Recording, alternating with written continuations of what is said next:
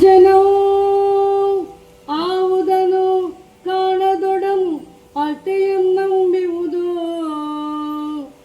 ಆ ವಿಚಿತ್ರಕ್ಕೆ ನಮಿಸೋ ಆ ವಿಚಿತ್ರಕ್ಕೆ ನಮಿಸೋ ಮಂಕುತಿಮ್ಮ ಆವುದನು ಕಾಣದೊಡಂ ಅಟೆಯಂ ನಂಬುವುದೋ ಆ ವಿಚಿತ್ರಕ್ಕೆ ನಮಿಸೋ ಮಂಕುತಿಮ್ಮ ಮಂಕುತಿಮ್ಮ ಮಂಕುತಿಮ್ಮ.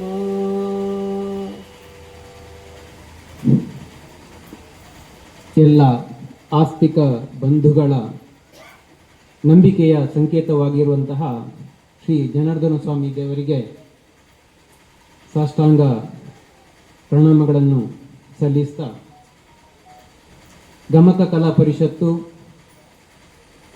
ಬೆಳ್ತಂಗಡಿ ತಾಲೂಕು ಘಟಕದ ವತಿಯಿಂದ ಗಮಕ ಅಷ್ಟಾಹ ಕಾರ್ಯಕ್ರಮ ನಡೀತಿದೆ. ಇವತ್ತು ಕನ್ನಡದ ದಾರ್ಶನಿಕ ಕವಿ DVG ಅವರು ಬರೆದಿರುವಂತಹ ಮಂಕುತಿಮ್ಮನ ಕಗ್ಗದ ಕಾವ್ಯಗಳನ್ನು, ಕೆಲವೊಂದು ಪದ್ಯಗಳನ್ನು ಆರಿಸಿಕೊಂಡು ನಾವು ಇಲ್ಲಿ ದೇವರ ಬಗ್ಗೆ, ಆಸ್ತಿಕತೆಯ ಬಗ್ಗೆ ಚಿಂತನೆ ಮಾಡುವಂತಹ ಕಾರ್ಯಕ್ರಮ. DVG ಅವರು ಮಂಕುತಿಮ್ಮನ ಕಗ್ಗದಲ್ಲಿ 945 ಪದ್ಯಗಳನ್ನು ಬರೆದಿದ್ದಾರೆ, ಬಿಡಿ ಬಿಡಿಯಾಗಿ. ವಿಶೇಷವಾಗಿ ಕನ್ನಡದ ಭಗವದ್ಗೀತೆ ಅಂಥೇಳಿ ಕರೆಸಿಕೊಂಡಿರುವಂತಹ ಕಾವ್ಯ ಅಥವಾ ಪದ್ಯ ಅದು ಅಂತೇಳಿ. ಇವತ್ತು ಕನ್ನಡ ಸಾಹಿತ್ಯ ಇರ್ಬೋದು, ಬೇರೆ ಸಾಹಿತ್ಯ ಪ್ರಕಾರಗಳಲ್ಲಿ ಅಥವಾ ಧಾರ್ಮಿಕ ಚಿಂತನೆಯ ಸಂದರ್ಭದಲ್ಲಿ ವಿಶೇಷವಾಗಿ DVG ಅವರನ್ನು ಉಲ್ಲೇಖ ಮಾಡದವರಿಲ್ಲ ಅಂತ ಹೇಳೋದಕ್ಕೆ ಬಯಸ್ತೇನೆ ನಾನು. ಅದರಲ್ಲೂ ಕೂಡ ಮೊನ್ನೆ ನಮ್ಮ ತಾಲೂಕು ಸಾಹಿತ್ಯ ಪರಿಷತ್ತಿನ ಅಧ್ಯಕ್ಷರು ಆತ್ಮೀಯರಾದಂತಹ ರಾಮಕೃಷ್ಣ ಭಟ್ ಅವರು ಮಾತಾಡ್ತಾ ಹೇಳಿದರು, ಅಂದರೆ ಅಲ್ಲಿರುವಂತಹ ಕೆಲವೊಂದು ದೇವರ ಬಗೆಗೆ ಅಥವಾ ದೇವರಿಲ್ಲ ಅನ್ನುವಂಥ ನೆಲೆಯಲ್ಲಿರುವಂಥ ಪದ್ಯಗಳನ್ನು ಆಯ್ಕೆ ಮಾಡಿಕೊಳ್ಳಿ ಅಂತ ಹೇಳಿ. ಆ ರೀತಿ ಚಿಂತನೆಗಳು ಕೂಡ ಇದ್ದಾವೆ. ನಾನು ಆಗಲೇ ಆರಂಭದಲ್ಲಿ ಪ್ರಸ್ತಾಪ ಮಾಡಿದೆ, ನಮ್ಮ ನಂಬಿಕೆಯ ಪ್ರತೀಕ ಅಂತೇಳಿ. ದೇವರು, ದೇವಸ್ಥಾನ, ಧರ್ಮ ಇವೆಲ್ಲವೂ ಕೂಡ ನಮ್ಮ ಭಾವನೆಗಳಿಗೆ ಬಿಟ್ಟಿರುವಂಥದ್ದು. ಮನುಷ್ಯರ ಒಂದು ಸುಸಂಸ್ಕೃತವಾದಂತಹ, ಒಂದು ಸರಿಯಾದಂತಹ ಒಂದು ಶಿಷ್ಟ ರೀತಿಯ ಸನ್ಮಾರ್ಗವನ್ನು ಹಾಕಿಕೊಡೋದಕ್ಕೆ ಅಥವಾ ಜೀವನ ಪದ್ಧತಿ ಚೆನ್ನಾಗಿ ನಡೆಯುವುದಕ್ಕೆ ಇರುವಂಥ ಒಂದು ಮಾರ್ಗ ಅದು. ಅಂದರೆ ವಾಚನ ಮಾಡುವವರು ಈಗಾಗಲೇ ಪ್ರಸ್ತಾಪ ಆಗಿದೆ. ವಿದುಷಿಯಾದಂತಹ ಶ್ರೀಮತಿ ಮನೋರಮಾ ತೋಳ್ಪಾಡಿತಾಯ ಮೇಡಮ್ ಅವರು ನಮ್ಮ ಜೊತೆಗಿದ್ದಾರೆ. ಅವರನ್ನು ವಂದಿಸ್ತಾ ಈ ಕಾವ್ಯ ಭಾಗ ಆರಂಭ ಮಾಡ್ತಾ ಇದ್ದೇವೆ ನಾವು. ಅವರು ಶ್ರೀ ವಿಷ್ಣು ವಿಶ್ವಾದಿಮೂಲ ಮಾಯಾಲೋಲ, ಶ್ರೀ ವಿಷ್ಣು ವಿಶ್ವಾದಿಮೂಲ ಮಾಯಾಲೋಲ, ದೇವ ಸರ್ವೇಶ ಪರಬ್ರಹ್ಮನೆಂದು ಜನೋ ಶ್ರೀ ವಿಷ್ಣು ವಿಶ್ವಾದಿಮೂಲ ಮಾಯಾಲೋಲ, ದೇವ ಸರ್ವೇಶ ಪರಬ್ರಹ್ಮನೆಂದು ಜನೋ ಆವುದನು ಕಾಣದೊಡಂ ಅಳ್ತಿಯಂ ನಂಬುವುದೋ ಆವುದನು ಕಾಣದೊಡಂ ಅಳ್ತಿಯಂ ನಂಬುವುದೋ ಆ ವಿಚಿತ್ರಕ್ಕೆ ನಮಿಸೋ ಮಂಕುತಿಮ್ಮ ಆ ವಿಚಿತ್ರಕ್ಕೆ ನಮಿಸೋ ಮಂಕುತಿಮ್ಮ. ರಾಮಾಯಣ ಮಹಾಭಾರತಗಳು ವಿಶೇಷವಾಗಿ ನಾವು ಉಲ್ಲೇಖ ಮಾಡೋದಿದ್ರೆ ಜಗತ್ತಿನಲ್ಲಿ ಏನಿದೆಯೋ ಅದು ರಾಮಾಯಣ ಮಹಾಭಾರತಗಳಲ್ಲಿ ಇದೆ, ಅಥವಾ ರಾಮಾಯಣ ಮಹಾಭಾರತಗಳಲ್ಲಿ ಏನೆಲ್ಲ ಸಂಗತಿಗಳಿದ್ದಾವೋ ಅದು ಈ ಜಗತ್ತಿನಲ್ಲಿ ಇದೆ ಅನ್ನುವಂಥ ಮಾತಿದೆ. ಅದೇ ಪ್ರಕಾರ ಮಂಕುತಿಮ್ಮನ ಕಗ್ಗದಲ್ಲಿಯೂ ಕೂಡ 945 ಪದ್ಯಗಳೇನಿದ್ದಾವೆ ಅದರಲ್ಲಿ ಏನು ಉಂಟು ಏನಿಲ್ಲ ಅಂತ ಹೇಳುವಂಥದ್ದು ಅದು ಸಾಧ್ಯ ಇಲ್ಲ. ಅಂದರೆ ದೇವರು ಇದ್ದಾನೆ ಅಂತ ಕೂಡ ಇದೆ, ಇಲ್ಲ ಅಂತ ಕೂಡ ಇದೆ, ಅದ್ರ ಬಗ್ಗೆ ಚರ್ಚೆ ಇದೆ. ಹಾಗೆಯೇ ವಿಜ್ಞಾನದ ಬಗ್ಗೆ ಇದೆ. ಹೀಗೆ ಎಲ್ಲ ಕ್ಷೇತ್ರಗಳಿಗೆ ಸಂಬಂಧಪಟ್ಟ ಹಾಗೆ ಹಲವು ರೀತಿಯ ಚಿಂತನೆಗಳನ್ನು ಬಿಡಿ ಬಿಡಿ ಪದ್ಯಗಳಲ್ಲಿ 4 ಸಾಲಿನ ಪದ್ಯಗಳಲ್ಲಿ ಡಿ ವಿ ಜಿ ಅವರು ಕಟ್ಟಿಕೊಟ್ಟಿದ್ದಾರೆ. ಅದನ್ನು ಓದ್ತಾ ಹೋದರೆ ಗೊತ್ತಾಗುತ್ತೆ ಎಷ್ಟು ಗಂಭೀರವಾಗಿ ಡಿ ವಿ ಜಿ ಅವರು ಬದುಕಿನ ಬಗ್ಗೆ, ಈ ಸೃಷ್ಟಿಯ ಬಗ್ಗೆ ಚಿಂತನೆ ಮಾಡಿದ್ದಾರೆ ಅಂತ ಹೇಳುವಂಥದ್ದು. ಅಂತಹ ಕಾವ್ಯದ ಮೊದಲ ಪದ್ಯನೇ ಶ್ರೀ ವಿಷ್ಣು ವಿಶ್ವಾದಿಮೂಲ ಮಾಯಾಲೋಲ ಅಂತ ಹೇಳುವಂಥದ್ದು. ಇಲ್ಲೇ ಒಂದು ವಿಚಾರ ಇದೆ, ಅಂದರೆ ದೇವರು ಕಣ್ಣಿಗೆ ಕಾಣ್ತಾ ಇಲ್ಲಲ್ಲ ಅಂತೇಳಿ.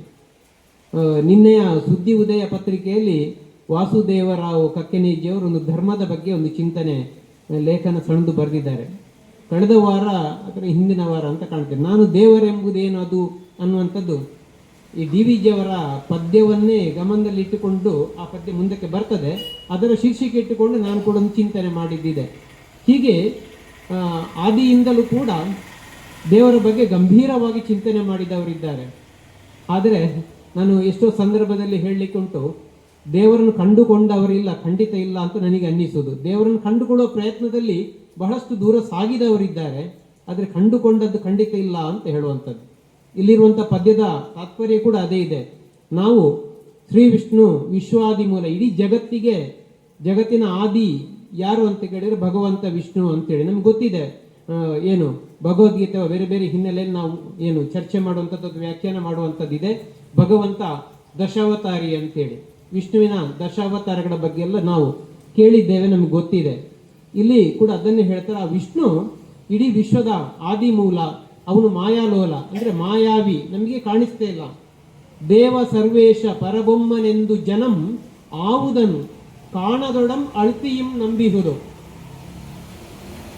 ಅವನೇ ಭಗವಂತ ಸರ್ವೇಶ, ಸರ್ವಶಕ್ತ, ಸರ್ವಾಂತರ್ಯಾಮಿ ಅಂತ ಹೇಳಿ ಜನ ಯಾವುದನ್ನು ಕಾಣದೆಯೂ ಕೂಡ, ದೇವರನ್ನು ಕಂಡಿಲ್ಲ, ಕಾಣದೆಯೂ ಕೂಡ ಪ್ರೀತಿಯಿಂದ, ಭಕ್ತಿಯಿಂದ, ಭಯದಿಂದ ಅದಕ್ಕೆ ಏನು ಕಂಡುಕೊಂಡಿದ್ದಾರಲ್ಲ, ಅಂತಹ ವಿಚಿತ್ರಕ್ಕೆ ನಂಬಿದ್ದಾರಲ್ಲ, ನಂಬಿದಂತಹ ಶಕ್ತಿಗೆ ನಾವೆಲ್ಲ ಕೈ ಮುಗಿಯೋಣ ಎಂಬುದಾಗಿ ಕಾವ್ಯದ ಆರಂಭದಲ್ಲಿ ಕಗ್ಗದಲ್ಲಿ ಡಿ ವಿ ಜಿ ಅವರು ಬಹಳ ಅದ್ಭುತವಾಗಿದೆ. ಇದು ಇದ್ದಾನೆ ಇಲ್ಲವೋ ಅನ್ನುವಂಥ ಪ್ರಶ್ನೆನೇ ಅಲ್ಲ. ಏನೋ ಒಂದು ಶಕ್ತಿ ಇದೆ, ಏನೋ ಒಂದು ಶಕ್ತಿ ಈ ಸೃಷ್ಟಿಯ ಹಿಂದೆ ಇದೆ. ಹಾಗಾಗಿ ಅದನ್ನು ನಾವೆಲ್ಲ ನಮ್ಮ ಹಿರಿಯರಿಂದಲೂ ಕೂಡ ಅದೊಂದು ವಿಚಿತ್ರ ಶಕ್ತಿ ಇದೆ, ಅದಕ್ಕೆ ಕೈ ಮುಗಿಬೇಕು, ಅದನ್ನು ನಂಬುತ್ತಾ ಬಂದಿದ್ದಾರೆ. ಹಾಗಾಗಿ ನಾವು ಕೂಡ ಅದನ್ನು ನಂಬಿ ಮುನ್ನಡೆಯೋಣ ಅನ್ನುವಂತಹ ಒಂದು ವಿಚಾರವನ್ನು ಇಲ್ಲಿ ಪ್ರಸ್ತಾಪ ಮಾಡಿರುವಂಥದ್ದು. ಕಾಣದೊಡಂ ಅಳ್ತಿಯಂ ನಂಬಿಹುದು. ನಂಬಿಕೆ ಅನ್ನುವಂಥದ್ದು ಹೀಗೇನದು, ಕಣ್ಣಿಗೆ ಕಾಣಬೇಕು ಅಂತ ಇಲ್ಲ ಅಂತ ಹೇಳಿ, ಕಣ್ಣಿಗೆ ಕಾಣದೇ ಇರುವಂಥದ್ದು ಇಲ್ಲ ಅಂತ ಹೇಳೋದಕ್ಕೆ ಆಗುವುದಿಲ್ಲ, ಕಣ್ಣಿಗೆ ಕಾಣುವಂಥದ್ದೆಲ್ಲ ಸತ್ಯ ಅಂತ ಹೇಳೋದಕ್ಕೆ ಆಗುವುದಿಲ್ಲ, ಕಾಣದೇ ಇರುವಂಥದ್ದು ಯಾವುದು ಇಲ್ಲ ಅಂತ ಹೇಳಲಿಕ್ಕೆ ನಮ್ಮ ಒಂದು ಇತಿಮಿತಿ ಅಂತ ಇದೆ. ನಾನು ಇದನ್ನು ಚೂರು ವಿಸ್ತಾರ ಹೇಳೋದಿದ್ರೆ, ಈ ಧರ್ಮದ ಬಗ್ಗೆ ಅಥವಾ ದೇವರ ಬಗ್ಗೆ ನಮ್ಮ ದೃಷ್ಟಿ, ನಮಗೆಲ್ಲರಿಗೂ ಕೂಡ ಕಣ್ಣು ಸರಿ ಇದೆ, ಕಾಣ್ತಾ ಇದೆ. ನಾವು ಕೆಲವರು ಕನ್ನಡಕ ಹಾಕೊಂಡಿರ್ಬೋದು, ಬೇರೆ ವಿಚಾರ. ಆದರೆ ಸರಿಯಾಗಿ ದೃಷ್ಟಿ ಸರಿ ಇರುವವರಿಗೆ ಕೂಡ ಜಗತ್ತು ಎಷ್ಟು ಕಾಣ್ತದೆ ಅಂತ ಕೇಳಿದ್ರೆ, ಇಲ್ಲಿನ ನೋಡಿದ್ರೆ ಬಹುಶಃ ಆ ಕಡೆ ಪಶ್ಚಿಮ ಘಟ್ಟದ ಅಲ್ಲಿವರೆಗೆ ಸ್ವಲ್ಪ ಸೂಕ್ಷ್ಮವಾಗಿ ಕಾಣೋದಕ್ಕೆ ಸಾಧ್ಯ ಇದೆ. ಆದರೆ ಪ್ರಪಂಚ ಇಷ್ಟೇನಾ ಅಂತ ಕೇಳಿದ್ರೆ ಅಲ್ಲ. ಅಲ್ಲಿಗೆ ಹೋಗಿ ಚಾರ್ಮಾಡಿ ಘಾಟಿ ಹತ್ತಿದ ನಂತರ ಮತ್ತೆ ಒಂದಷ್ಟು ದೂರ ಜಗತ್ತು ಕಾಣುತ್ತದೆ. ಹಾಗಾಗಿ ನಮಗೆ ಒಂದು ಇತಿಮಿತಿ ಅಂತ ಇದೆ. ದೇವರನ್ನು ಕಾಣುವಲ್ಲಿ ಕೂಡ ಇತಿಮಿತಿ ಹೀಗೇನೆ ಅಂತೇಳಿ. ಮತ್ತೊಂದು ಕಥೆಯನ್ನು ಹೇಳೋದಿದ್ರೆ, ಬಹುಶಃ 6 ಮಂದಿ ಕುರುಡರು ಆನೆಯನ್ನು ಮುಟ್ಟಿದ ಹಾಗೆ ಅಂತೇಳಿ ದೇವರ ವಿಚಾರ. ನಾವು ಇವತ್ತು ಬೇರೆ ಬೇರೆ ಧರ್ಮ, ಜಾತಿ, ಬೇರೆ ಬೇರೆ ವಿಷಯದಲ್ಲಿ ಜಗಳ ಮಾಡಿಕೊಳ್ತಾ ಇದ್ದೇವೆ. ಸರಿಯಾಗಿ ಯೋಚನೆ ಮಾಡಿದರೆ, ಧಾರ್ಮಿಕವಾಗಿ ಚಿಂತನೆ ಮಾಡಿದರೆ, ಕುರುಡರು ಆನೆಯನ್ನು ಮುಟ್ಟಿದ ಹಾಗೆ ಅಂತೇಳಿ, ಹುಟ್ಟು ಕುರುಡರು, ಅವರಿಗೆ ಆನೆ ಅವರು ನೋಡಿಲ್ಲ ಯಾರು ಕೂಡ. ಆದರೆ ಅವರ ಒಂದು ಅನುಭವದಿಂದ ಬೇರೆಯವರು ಹೇಳಿ ಅನುಭವಕ್ಕೆ ಬಂದಿದೆ. ಒಬ್ಬ ಆನೆಯನ್ನು ಮುಟ್ಟಿ, ಶರೀರ ಮುಟ್ಟಿ ಹೇಳ್ತಾನಂತೆ, ಆನೆ ಅಂದ್ರೆ ಅದು ಗೋಡೆಯ ಹಾಗೆ ಅಂತೇಳಿ. ಮತ್ತೊಬ್ಬ ಬಾಲ ಹಿಡ್ಕೊಂಡಿದ್ದಾನೆ, ಅವನು ಆನೆ ಅಂದ್ರೆ ಬಾಲ ಅಂತ ಹೇಳ್ತಾನೆ. ಮತ್ತೊಬ್ಬ ಅದರ ಏನು ಕಾಲನ್ನು ಮುಟ್ಟಿ ಕಂಬದ ಹಾಗೆ ಅಂತ ಹೇಳ್ತಾನಂತೆ. ಮತ್ತೊಬ್ಬ ಕಿವಿಯನ್ನು ಮುಟ್ಟಿ ಅದು ಗೆರಸೆ ಆಗಿದೆ ಅಂತೇಳಿ. ಅಂದ್ರೆ ಅವರವರ ಅನುಭವಕ್ಕೆ ಬಂದದನ್ನು ಹೇಳುತ್ತಾ ಕೊನೆಗೆ ಜಗಳ ಮಾಡಿಕೊಡ್ತಾರೆ. ಹಾಗಾದ್ರೆ ಆನೆ ಇರ್ಲಿಲ್ವ ಅಲ್ಲಿ? ಎಲ್ಲವನ್ನು ಸೇರಿಸಿದಾಗ ಆನೆ ಇತ್ತು ಅಲ್ಲಿ, ಆದ್ರೆ ಅವರ ಅನುಭವಕ್ಕೆ ಬಂದದಷ್ಟು ಮಾತ್ರ ಅಂತೇಳಿ. ಇದರ ಅರ್ಥ ಸುಮ್ಮನೆ ವಾದ ಮಾಡೋದ್ರಲ್ಲಿ ಅರ್ಥ ಇಲ್ಲ. ಏನೊಂದು ಶಕ್ತಿ ಇದೆ, ಅಂತಹ ಶಕ್ತಿಗೆ ನಾವು ಖಂಡಿತವಾಗಿ ಕೂಡ ಶರಣಾಗಬೇಕು ಅನ್ನುವಂಥ ಅರ್ಥದಲ್ಲಿ ಡಿ ವಿ ಜಿ ಅವರು ಈ ಮಾತನ್ನು ಹೇಳ್ತಾರೆ. ಅಂದ್ರೆ ಅದು ದೇವಸ್ಥಾನದಲ್ಲಿದ್ದಾರ ದೇವರು ಅಲ್ಲ, ಅದು ನಮ್ಮ ನಂಬಿಕೆ, ಶ್ರದ್ಧಾ ಕೇಂದ್ರ. ಹೊರ ಜಗತ್ತಿನಲ್ಲಿ, ನಮ್ಮ ಸಂಸಾರದಲ್ಲಿ, ಸಮಾಜದಲ್ಲಿ ದಿನನಿತ್ಯ ನಾವು ಅಂದರೆ ನಮ್ಮ ಬದುಕಿನ ವ್ಯವಹಾರಗಳಲ್ಲಿ ನಾವಿರ್ತೇವೆ. ಹಾಗಾಗಿ ಆಧ್ಯಾತ್ಮ, ಧಾರ್ಮಿಕತೆ ಬಗ್ಗೆ ನಮಗೆ ಅಲ್ಲಿ ಅವಕಾಶ ಕೊಡೋದಕ್ಕೆ ಅಂದರೆ ಅಲ್ಲಿ ಸ್ಥಳ ಇಲ್ಲ, ನಮಗೆ ಸ್ಥಳಾವಕಾಶ ಇಲ್ಲ, ಸಮಯ ಇಲ್ಲ. ಹಾಗಾಗಿ ಒಂದು ಕಡೆ ಶ್ರದ್ಧಾ ಕೇಂದ್ರ ಅಂತ ಒಂದು ಬೇಕು ಅಲ್ಲಿ. ಹಾಗಾಗಿ ಅದು ಪವಿತ್ರವಾದಂಥ ಸ್ಥಳ. ಅದು ಅಲ್ಲಿ ನಾವು ನಂಬುವಂತಹ ದೇವರು, ಶ್ರದ್ಧೆಯಿಂದ ಬಂದು ಅಲ್ಲಿ ಧ್ಯಾನ ಮಾಡುವಂಥದ್ದು, ಭಗವಂತನನ್ನು ಕಾಣುವಂಥದ್ದು, ಆಧ್ಯಾತ್ಮದ ಕಡೆಗೆ ಹೆಜ್ಜೆ ಹಾಕುವಂತಹ ನೆಲೆಯಲ್ಲಿ ಇಂಥದ್ದೆಲ್ಲ ಬೇಕು ಅಂತೇಳಿ. ಅಂದರೆ ಒಟ್ಟು ಸಮಾಜದ ವ್ಯವಸ್ಥೆಗೋಸ್ಕರ ಇದು ಬಹಳ ಮುಖ್ಯ ಆಗುತ್ತೆ. ಅಂತರಂಗದ ಶಾಂತಿಗೋಸ್ಕರ ಬೇಕಾಗುತ್ತೆ. ಅದಕ್ಕೆ ಇದರಲ್ಲಿ ಇಲ್ಲ ಒಂದು ಪದ್ಯ ಡಿ ವಿ ಜಿ ಅವರು ಹೇಳ್ತಾರೆ, ದೇವ ಮಂದಿರ ಭಜನೆ ಪೂಜೆ ಪ್ರಸಾದಗಳು ಜೀವನದ ಅಲಂಕಾರ, ಮನಸ್ಸಿನ ಉದ್ಧಾರ, ಭಾವವಂ ಶುಲ್ಲ ಜಗದಿಂ ಮೇಲಕೊಯ್ಯುವುದು ಬಿಡಿಸಿ ಮೇಲಕೊಯ್ಯುವುದು ಆವುದಾದೊಡಂ ಅದು ಒಳಿತು ಮಂಕುತಿಮ್ಮ ಅಂತೇಳಿ. ಯಾವುದೇ ಕೆಲಸ ಮಾಡುವ ಜೀವನದಲ್ಲಿ ನಾವು ದೇವಸ್ಥಾನ ಕಟ್ಟುವ, ಭಜನೆ ಮಾಡುವ, ಪೂಜೆ ಮಾಡುವ, ಪ್ರಸಾದ ತೆಕ್ಕೊಳ್ಳುವ, ಇದರಲ್ಲಿ ಎರಡು ನೆಲೆ ಇದೆ ಅಂತೇಳಿ. ಒಂದು ಮನಸ್ಸಿನ ಉದ್ಧಾರ, ಹೌದಲ್ವಾ? ಬಹಳ ಈಗ ನಾವು ನಮ್ಮ ಶ್ರೀಮತಿ ಅವರು ಹೇಳ್ತಿದ್ರು, ದೇವಸ್ಥಾನದ ಒಳಗೆ ಹೋದಾಗ ಮೊನ್ನೆ ಬ್ರಹ್ಮ ಕಲಶ ಆಗಿ ಆದ ಸಂದರ್ಭದಲ್ಲಿ ನಾವೆಲ್ಲ ಕಮಿಟಿಯ ಮತ್ತೊಂದು ಏನೋ ಬಂದಿದ್ದೇವೆ, ಒಂದಷ್ಟು ಜನಸಾಗರ, ಅದು ಜಾತ್ರೆ. ಆದ್ರೆ ದೇವಸ್ಥಾನದ ಒಳಗಡೆ ಹೋಗ್ಲಿಲ್ಲ ಅವಾಗ, ಸತ್ಯ ಹೇಳಬೇಕು ಅಂತೇಳಿ. ಆದ್ರೆ ಇವತ್ತು ಹೋದಾಗ ಆದಂತ ನೆಮ್ಮದಿ ಅದು ಬೇರೆ. ಹೀಗೆ ಒಂದು ಮಾನಸಿಕವಾದಂತಹ ನೆಮ್ಮದಿಗೋಸ್ಕರ ಇಂತಹ ದೇವರು, ಧರ್ಮ, ಶ್ರದ್ಧಾ ಕೇಂದ್ರಗಳು ಬೇಕು ಅಂತೇಳಿ. ಹಾಗಾಗಿ ಅಲ್ಲಿ ಡಿ ವಿ ಜಿ ಅವರು ಹೇಳುವಂಥದ್ದು ಒಂದು ಮನಸ್ಸಿನ ಉದ್ಧಾರ, ಮತ್ತೊಂದು ಜೀವನದ ಅಲಂಕಾರ ಅಂತೇಳಿ.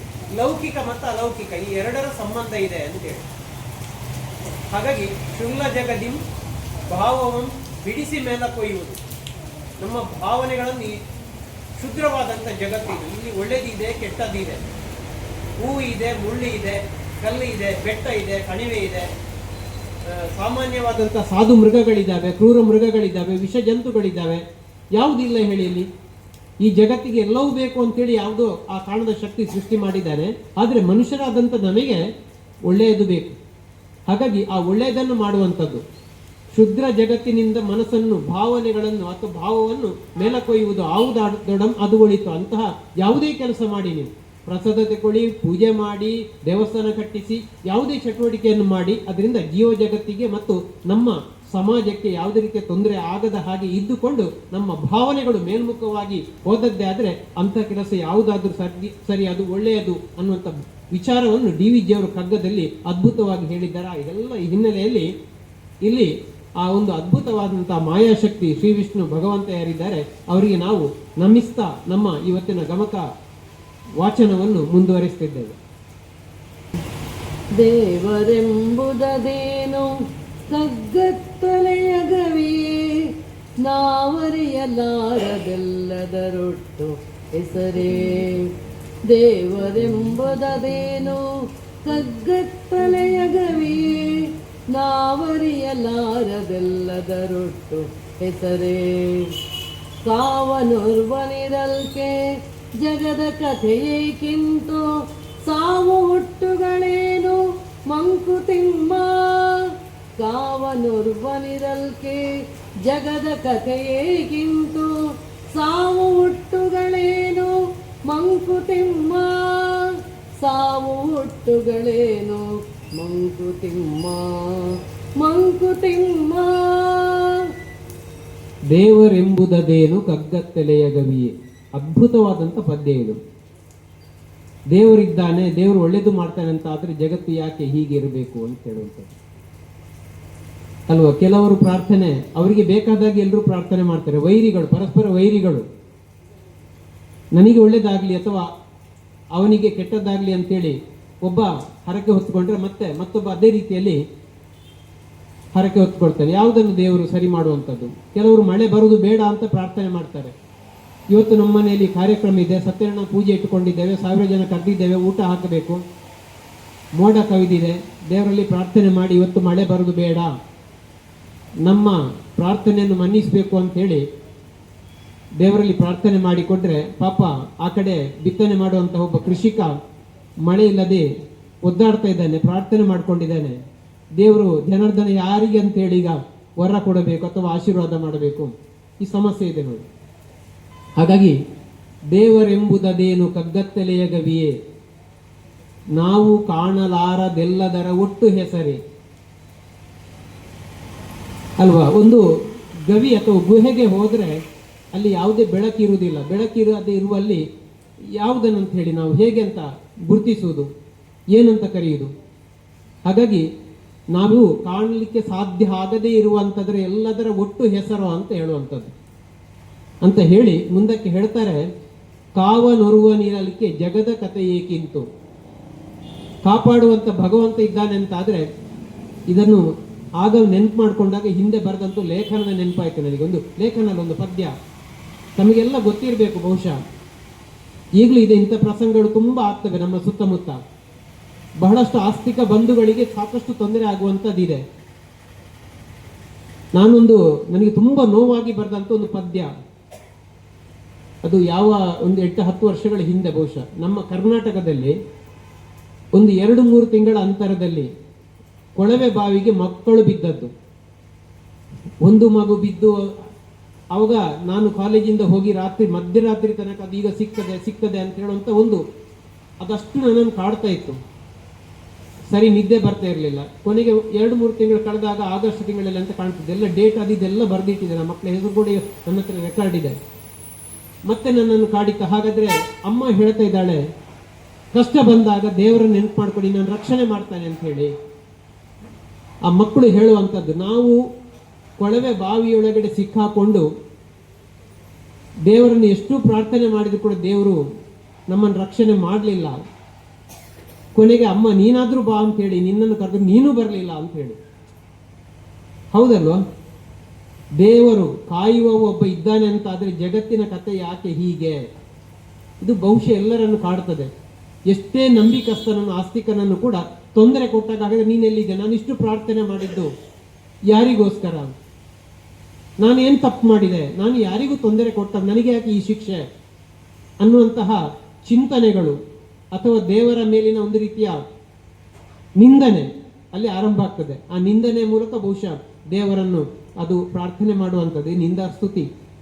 ಇಲ್ಲಿ ಕೂಡ ಅದೇ ಇರುವಂಥದ್ದು, ದೇವರೆಂಬುದದೇನು ಕಗ್ಗತ್ತಲೆಯ ಗವಿಯೇ, ನಾವು ಕಾಣಲಾರದೆಲ್ಲದರ ಒಟ್ಟು ಹೆಸರೇ, ಕಾವನೊರುವ ನೀರಲಿಕ್ಕೆ ಜಗದ ಕಥೆ ಏಕಿಂತು, ಸಾವು ಹುಟ್ಟುಗಳೇನು ಮಂಕುತಿಮ್ಮ. ಹೌದಲ್ವಾ? ನಾನು ತುಂಬಾ ಸಾರಿ ಹೇಳಿಕೊಟ್ಟು ವಿದ್ಯಾರ್ಥಿಗಳಲ್ಲಿ, ರಾತ್ರಿ ಹೊತ್ತಲ್ಲಿ ಸಾವಿನ ನೆನಪಾದರೆ ಮತ್ತೆ ನಿದ್ದೆ ಬರುವುದಿಲ್ಲ. ನಾಳೆ ಸಾಯ್ಬೇಕಲ್ಲ, ಹುಟ್ಟಿದವನಿಗೆ ಸಾವು ಇದ್ದೇ ಇದೆ. ಚಿಕ್ಕವನಿರುವಾಗ ಈ ಬಗ್ಗೆ ತುಂಬಾ ಇದಿತ್ತು. ಯಾಕೆ ಅಂತ ಹೇಳಿದ್ರೆ, ದೇವರ ಹತ್ರ ಹೇಗೆ ಪ್ರಾರ್ಥನೆ ಮಾಡಿಕೊಂಡ್ರೆ ಸಾವಿಲ್ಲದ ಹಾಗೆ ಮಾಡಬಹುದು ದೇವರು ಅಂತೇಳಿ. ಈಗ ಅದರಿಂದ ಆ ಕಡೆ ಸ್ವಲ್ಪ ಚಿಂತನೆ ಹೋಗಿ ಆಗಿದೆ. ಅದು ಮೊನ್ನೆ ಲೇಖನದಲ್ಲಿ ಉಲ್ಲೇಖ ಮಾಡಿದ್ದೆ ನಾನು. ಅಂದ್ರೆ ದೇವಸ್ಥಾನ ಶ್ರದ್ಧಾ ಕೇಂದ್ರಗಳು ಯಾರಿಗೆ ಬೇಕು ಅಂತ ಹೇಳುವಾಗ ಅದು ಒಂದು ರೀತಿಯ ದುರ್ಬಲ ಮನಸ್ಸಿನವರಿಗೆ ಅಂತ ಹೇಳಿದ್ರೆ ತಪ್ಪಾಗ್ಲಿಕ್ಕಿಲ್ಲ. ಅಂದ್ರೆ ಒಂದು ಮಿತಿ ಇರುವವನಿಗೆ ಮಾತ್ರ. ನಮ್ಮ ಯಶೋರ್ಮ ಸರ್ ಹತ್ರ ಒಮ್ಮೆ ಹೀಗೆ ಚಿಂತನೆ ಮಾಡ್ತಾ ಇದ್ದೆ ನಾನು. ನಮ್ಮ ಬನ್ನಂಜೆ ಗೋವಿಂದಾಚಾರ್ಯರು ಅವರು ತೀರಿಕೊಂಡಾಗ ಆಕಾಶವಾಣಿ ಮಂಗಳೂರಲ್ಲಿ ಅವರ ಹಿಂದೆ ಮಾಡಿದ ಸಂದರ್ಶನದ ಭಾಗ ಬಂದಿತ್ತು. ಸಂದರ್ಶಕರು ಕೇಳಿದ್ರು, ಈ ದೇವಸ್ಥಾನಗಳ ಬಗ್ಗೆ ಈಗಿನ ಬಗ್ಗೆ ನೀವು ಏನು ಹೇಳ್ತೀರಿ ಅಂತ ಹೇಳಿ. ಅದೆಲ್ಲ ಅಗತ್ಯ ಇಲ್ಲ ಅಂತ ಹೇಳಿಬಿಟ್ರು ಅವರು. ಅದೆಲ್ಲ ಅಗತ್ಯ ಇಲ್ಲ ಅಂತ ಹೇಳಿ, ನಿಜವಾದ ಆಸ್ತಿಕನಿಗೆ ಅದು ಅಗತ್ಯ ಇರುವುದಿಲ್ಲ ಅಂತ ಹೇಳಿ. ಇದನ್ನು ಒಂದ್ಸರಿ ಯಶೋರ್ಮ ಸರ್ ಹತ್ರ ಸುಮ್ಮನೆ ಹೀಗೆ ಶೇರ್ ಮಾಡ್ಕೊಂಡಿದ್ದು ನಾನು. ಅದಕ್ಕೆ ಅವ್ರು ತಟ್ಟನೆ ಹೇಳಿದ್ರು, ಇಲ್ಲ ಅದು ಗೋವಿಂದಾಚಾರ್ಯರಿಗೆ ಅಗತ್ಯ ಇಲ್ಲ, ನಮಗೆಲ್ಲ ಬೇಕಾಗ್ತದೆ ಅಂತ. ಗೋವಿಂದಾಚಾರ್ಯರಿಗೆ ಅಗತ್ಯ ಇಲ್ಲ, ನಮಗೆಲ್ಲ ಬೇಕು. ಅವರು ಆ ಹಂತವನ್ನು ದಾಟಿ ಮುಂದಕ್ಕೆ ಹೋಗಿದ್ದಾರೆ. ಅದಕ್ಕೆ ನಾನು ಅಂದುಕೊಂಡಿದ್ದು, ಬ್ರಿಡ್ಜ್ ದಾಟುವಾಗ ಅಥವಾ ಬ್ರಿಡ್ಜ್ ಯಾಕೆ ಬೇಕು ಅಂದ್ರೆ ಈಜಲಿಕ್ಕೆ ಬಾರದವನಿಗೆ ಬ್ರಿಡ್ಜ್ ಬೇಕು. ಇನ್ನು ಬ್ರಿಡ್ಜ್ ಅಲ್ಲಿ ಕೂಡ ಸಂಕ ಪಾಪು ನಾವು ಹೇಳ್ತೇವೆ ತುಡಿನ ಪಾಪುಡು ಪೊನಗೊಂಜಿ ಕೈ ಸಂಗು ಬೋಡತ್ತ, ಕೈ ಸಂಗದೆ ಬ್ಯಾಲೆನ್ಸ್ ಇಜ್ಜನ್ಯಾಗ ಕೈ ಸಂಗು ಬೋಡು ಅಂತ. ಬ್ಯಾಲೆನ್ಸ್ ಇರುವವನಿಗೆ ಆ ಸಿಂಗಲ್ ಏನು ಒಂದೇ ಇರುವಂತ ಏನಿದೆ ದಾಟು ಪಾಪು ಏನಿದೆ ಅದರಲ್ಲಿ ಸೀದಾ ಹಲಗೆಯಲ್ಲಿ ಹೋಗ್ಲಿಕ್ಕೆ ಆಗ್ತದೆ. ನಾವು ಧರ್ಮಸ್ಥಳದಲ್ಲಿ ದೀಪೋತ್ಸವದಲ್ಲಿ ಆ ಸರಿಗೆಯ ಮೇಲೆ ಓಡಾಡುವಂತ ಮಕ್ಕಳನ್ನು ನೋಡಿ, ಬ್ಯಾಲೆನ್ಸ್. ಹಾಗಾಗಿ ಆಧ್ಯಾತ್ಮ ಅನ್ನುವಂಥದ್ದು ಇದು ಬಹುಶಃ ಏಕಲವ್ಯನನ್ನು ನಾವು ಚಿಂತನೆ ಮಾಡಬಹುದು ಇದರ ಹಿನ್ನೆಲೆಯಲ್ಲಿ. ಗುರುವಿನ ಸಂಕೇತವಾಗಿ ದ್ರೋಣಾಚಾರ್ಯರದೊಂದು ಮೂರ್ತಿ ಬೇಕಲ್ಲ ಏಕಾಗ್ರತೆಗೋಸ್ಕರ ಅಂತೇಳಿ. ಬಹುಶಃ ಬನ್ನಂಜಿ ಅವರು ಆ ರೀತಿ. ಹಾಗಾಗಿ ಈ ಹಿನ್ನೆಲೆಯಲ್ಲಿ ದೇವರ ಬಗೆಗಿನ ಚಿಂತನೆ ಬಹಳ ಅದ್ಭುತವಾಗಿದೆ. ಬಹುಶಃ ನಮಗೆಲ್ಲರಿಗೂ ಕೂಡ ಈ ರೀತಿ ಚಿಂತನೆಗಳು ಬಂದಿರಬಹುದು ಅಂತೇಳಿ ಭಾವಿಸ್ತಾ ಡಿ ವಿ ಜಿಯವರು ಈ ಬಗ್ಗೆ ಆಳವಾಗಿ ಯೋಚನೆ ಮಾಡಿದರೆ. ಹಾಗಾದರೆ ಸಾವು ಹುಟ್ಟುಗಳು ಏನು? ದೇವರಿದ್ದಾನೆ ಇದ್ದಾನೆ ಇದ್ದಾನೆ ಅಂತ ಆದರೆ ಇದನ್ನೆಲ್ಲ ತಪ್ಪಿಸಬಹುದಲ್ಲ ಅಂತೇಳಿ. ಎಷ್ಟೋ ಸಾರಿ ನಾವು ರಾಮಾಯಣ ಮಹಾಭಾರತಗಳಲ್ಲಿ ಕೃಷ್ಣ ದೇವರೇ ಆಗಿದ್ದಾದ್ರೆ ಯಾಕೆ ಇಂಥದ್ದೆಲ್ಲ ನಡೆಯಿತು, ರಾಮ ದೇವರೇ ಆಗಿದ್ದಾದ್ರೆ ಯಾಕೆ ಇಷ್ಟೆಲ್ಲ ರಾಮಾಯಣದ ಕಥೆ ನಡೆಯಿತು ಅಂತೇಳಿ ಅದಕ್ಕೆ ನಮ್ಮ ಗುರುಗಳೆಲ್ಲ ಹೇಳ್ತಾ ಇದ್ರು, ಇಲ್ಲ, ಪುರಾಣಗಳನ್ನು ಪ್ರಶ್ನೆ ಮಾಡಲಿಕ್ಕೆಲ್ಲ ಆಸ್ವಾದಿಸಬೇಕು, ಪ್ರಶ್ನೆ ಮಾಡಲಿಕ್ಕೆ ಹೋಗಬೇಡಿ ಅಂತೇಳಿ. ಬಹುಶಃ ಕೆಲವನ್ನೆಲ್ಲ ಪ್ರಶ್ನೆ ಮಾಡಬಾರ್ದು ನಾವು, ಅದು ಬದುಕಿನ ಸೌಂದರ್ಯ ಹೊರಟೋಗುತ್ತೆ ಪ್ರಶ್ನೆ ಮಾಡಲಿಕ್ಕೆ ಹೋದ್ರೆ.